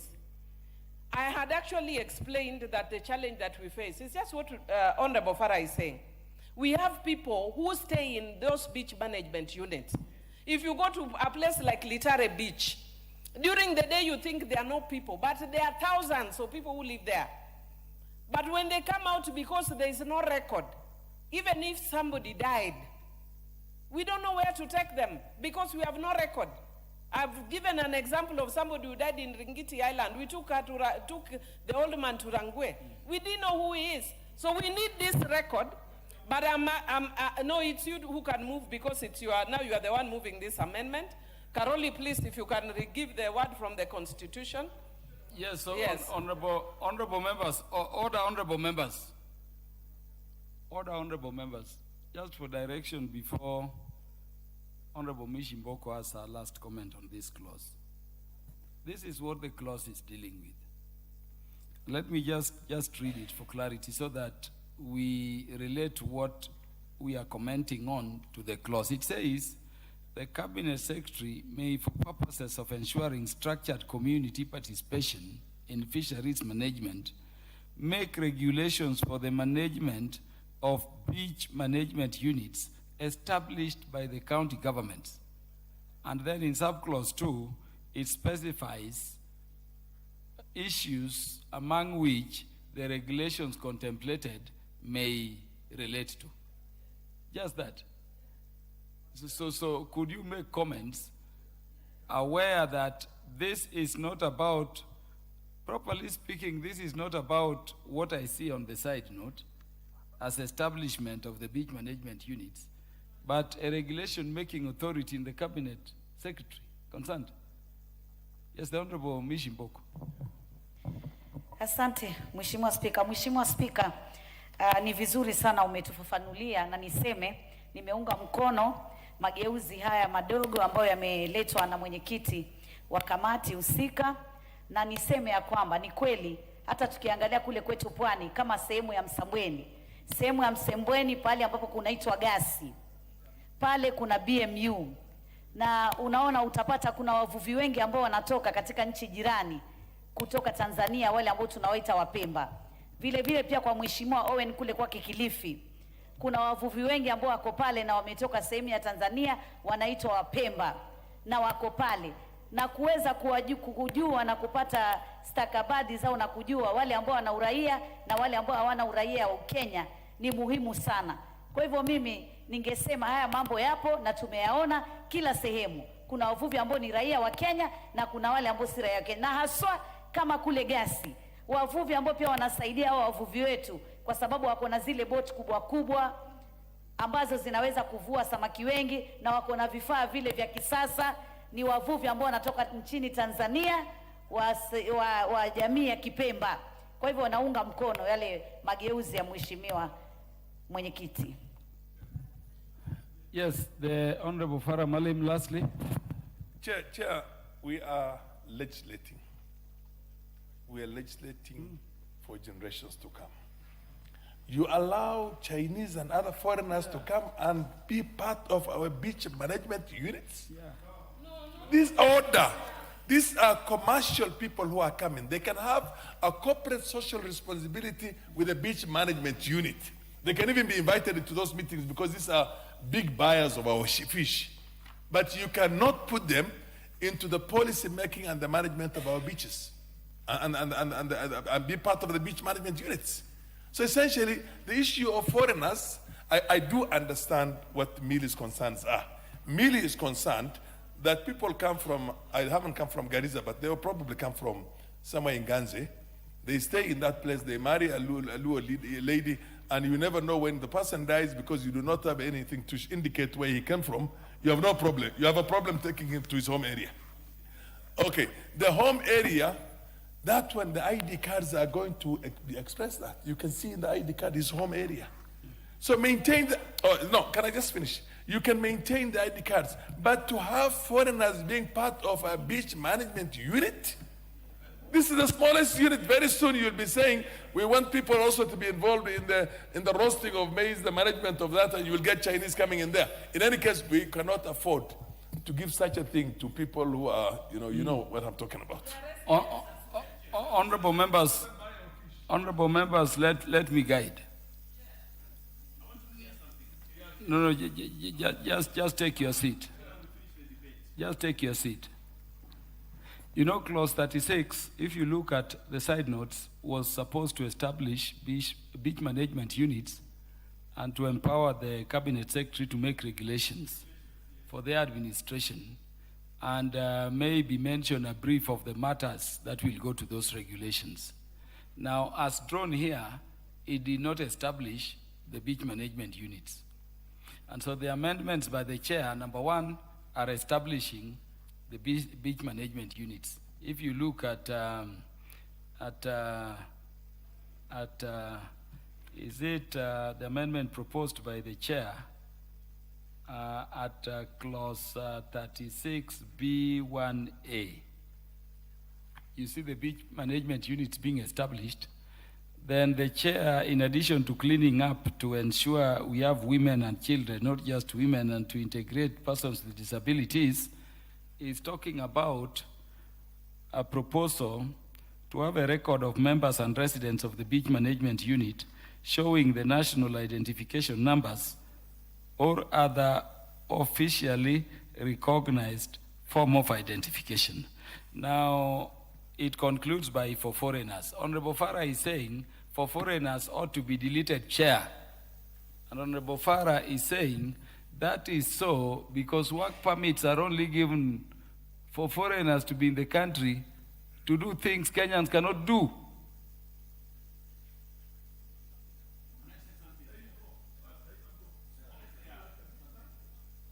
And without debating, I think Honorable Farah is right. And so Honorable Farah is saying you end your amendment at Roman 3 at identification, delete for foreigners.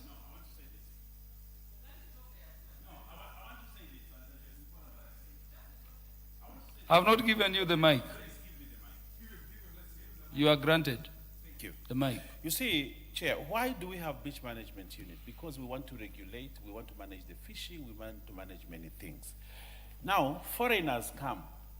If and when they do not belong to a beach management unit, they do their own things and actually spoil the environment because they're not bound by the rules of that beach management unit. For them to register, it means they are actually registering to agree to the terms of fishing within the community of fishermen in that area. Now, I want to give you an example.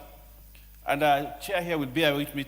I have some of the very strong BMUs in my place. So we have Kenyan Pemba, and I want to correct to add what Kenyan Pemba community, who actually belongs to that beach management unit.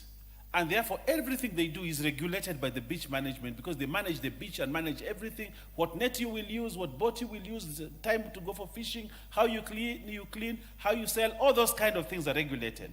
Then you have Pembas from Tanzania who are actually given license to come and fish. But when they come, they refuse to belong to the beach management unit or to operate under the beach management unit of that location. So what do? They use whatever net they want. They bring fish and sell the way they want. They do all manner of things. And because they do not belong to the beach management unit, the beach management unit leadership cannot enforce the rules. So my proposal is that every foreigner who comes to fish within the waters of Kenya must be registered within the beach management unit and actually ensure that they abide by the rules of the beach management unit.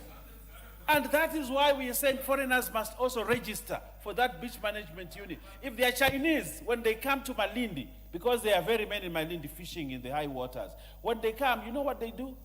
They pick eggs, they pick small fish, they pick everything and destroy everything there. And they go to high seas and say, you know, we don't belong to your beach management unit, so you cannot impose rules on us.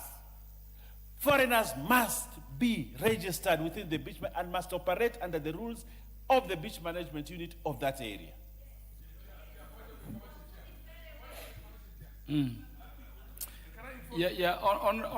Honorable Owen, this provision, you know, members, I'm only doing this because we are in the committee of the whole. This provision does not talk about registration of foreigners. It says the beach management unit shall keep a record of members and residents of the beach management unit showing the national identification numbers or other officially recognized form of identification for foreigners. A record of members and residents. And so the question that Honorable Farah was asking is, should foreigners be members of the beach management units in Kenya, or we should have beach management units of Kenyans setting regulations and standards to be abided by everybody, whether you are a foreigner or local, and enforcing the standards? Yes. What I'm saying, we're not far apart. We have exclusive economic zone that is 200 nautical miles. Exclusive economic zone. We have national territorial waters that are 12 miles. That is, we cannot stop navigation in the exclusive economic zones, but we cannot allow somebody else to come and take advantage of the economy. The wealth that's there belongs to us. So when the Chinese come, it is upon the government of Kenya, through the Coast Guard, through the Navy, through the police, to arrest them, take them to court, confiscate their catch, as well as confiscate their... Can I explain it? Can I explain it? Can I explain it? So in other words, you're saying, in other words, what the Deputy Majority Leader is saying, these people steal our things, let us include them in here so that they cannot steal and we register them. No, hang on. That's tantamount to say... Honorable Farah Malim has the mic. Yes, you have the mic. Yes, that is tantamount to say... Millie, wait, you'll inform me. That is tantamount to saying, because there are robbers in Nairobi who are difficult to catch, let us co-opt some of the robbers into the police force so that they can register them. You get my point? They can register them and deter them from robbing because they are robbers inside. Yes. In other words, you're saying the only way we can save ourselves from the pillaging and the exploitation being done by the Chinese is let's have them in the inside. No, you can't do that. You can't do that. And then Owen is running away. Why are you running away, Owen? No, you're not making sense, Owen. Owen, you want to sell your own national sovereignty to Chinese, Owen, please. Something is wrong with you. Yes. Yes, Honorable Millie Odhiambo, this will be the last, then we put the matter to decision. Chair, I think in many ways we're actually raising valid concerns. I'm listening to the members, and what Honorable Farah is actually saying is actually 3/4 of this bill. This 3/4 of this bill, that's why I was saying it's even very ocean focused. And it talks about people who are fishing in those high seas, even right of, what do you call it, when you purchase people who have gone... hot pursuit. Yeah, hot pursuit, right of hot pursuit. All that is in this bill. It's actually 3/4 of this bill. So that is actually provided. However, what we were actually looking for here, the mischief we are trying to cure, is not even these investors who come to invest and everything, but we are saying when you have a beach management unit, which is a very clear one, I've been mentioning so many here. I'm mentioning Ringiti, Remba, Kiumba, etc. They are very specific beach management gazetted, and they are gazetted. There are residents, people who live there, and they are also leadership of those BMUs. We even know them by name, and they have a structure. As we've been talking here, I've been consulting my chairman for the constituency, Mr. Oremo. They are very clear structures. I have a woman, Irene. Oremo is actually for the Homa Bay. For the Homa Bay. Sorry, for Homa Bay, not for... Pardon? Yes, it's called Farao, for the Homa Bay. And I have, even for my constituencies, a woman, Irene. They are doing an amazing job. But the issue is, and the challenges that they sometimes face, is that within those management units, because of the way fishing is actually nomadic, which people don't know. Fishing is nomadic by nature. The same, yeah, it's migratory. People come, yeah? People come today, 2 weeks later, like we are dealing now with many IDs of people we don't know. They come, they even issued IDs, they have gone. We don't know who they are. But some of them come and commit crimes. We can't trace them, we don't know who they are. Some of them die. We can't take them home, we don't know who they are. So most of the BMU leadership have asked, can we find a law that says we need to know who is around us? Most of them are called Baba Bobby, Toto, Siji what, Baba Junior. Who is Baba Junior? We need to know you by name. Who are you? Where do you come from? If you die, we want to take you home. So it's not really about foreigners. So one of the ways, Chair, that we deal with is either to delete the issue of for foreigners or to use the word that Karoli was suggesting. So me, I would encourage the Chair, just delete for foreigners. Because we are not focusing on foreigners on this one. The foreigners are very heavily covered. The big industrial whatevers are covered. 3/4 of this bill is about them. Yes, Honorable Farah. I think we are getting somewhere. The beach management unit itself must keep record of all the people who operate there. Yeah. All the people, the ID cards, whether they are citizens. Whether they are citizens or not, they must keep that, because that way you can even know whether these people... Then that is catered for in the provision. Yes. Honorable members, I therefore do now put the question that clause 36 be amended as proposed.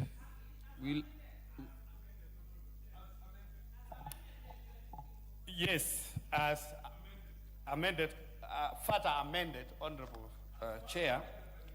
Yes, to delete for foreigners. But it means also understand that if you move it that way, you will not keep a record of residents who are foreigners. So, because all residents includes citizens and non-citizens. Yes. Yes. Honorable members, I now put the question that clause 36 of the bill be amended as proposed by the chairperson of the relevant committee. Will as many as are of that opinion say aye? Will as many as are of the contrary opinion say nay? The ayes have it. Honorable members, I now put the question that clause 36 as amended be part of the bill. Will as many as are of that opinion say aye? Will as many as are of the contrary opinion say nay? The ayes have it.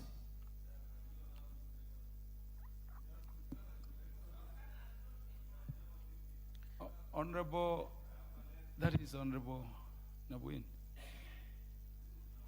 You want to say something to clause 36? Chair, allow me to say something.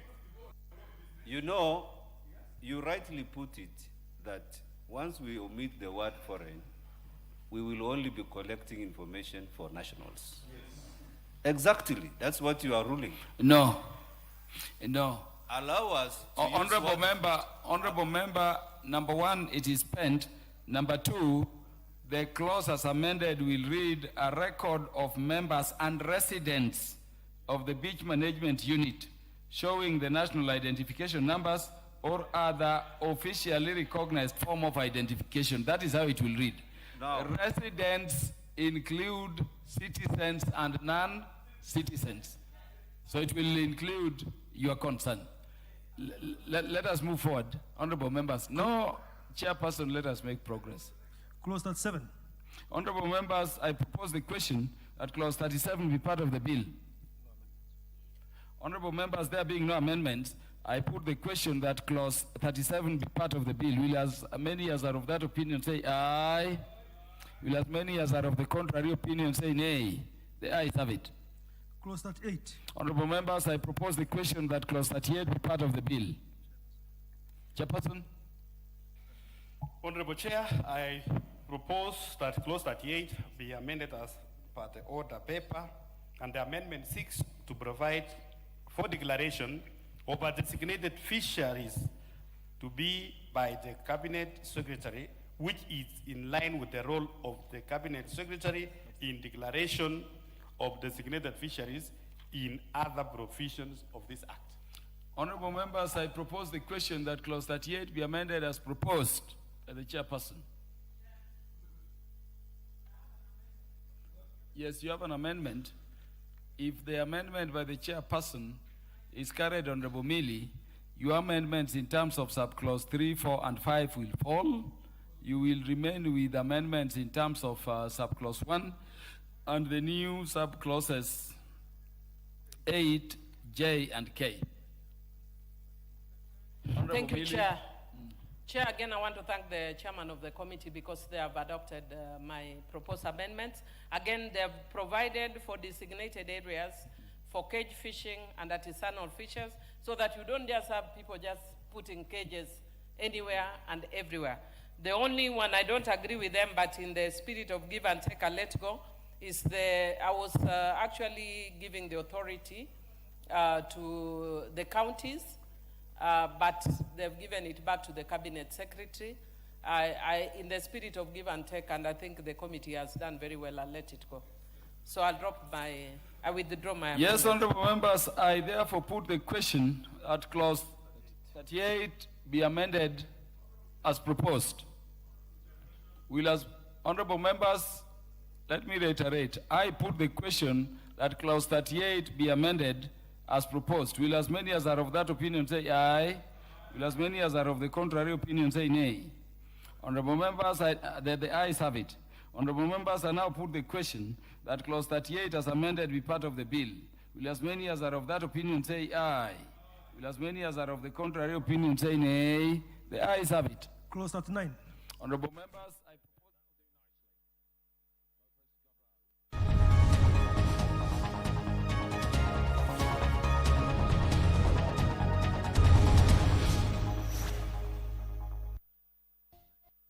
Wakenya, ni wakati mwingine wa kuhakikisha kuwa umefile KRA returns. Je, uko rada una challenge yoyote? Usiwe na shaka. KRA wakishirikiana na KBC Channel 1 wanakuja hapo ulipo kusaidia kufile returns na kulipia ushuru wako. Jiunge na msafara wa KRA Roadshow, uwe fiti mambo ya returns.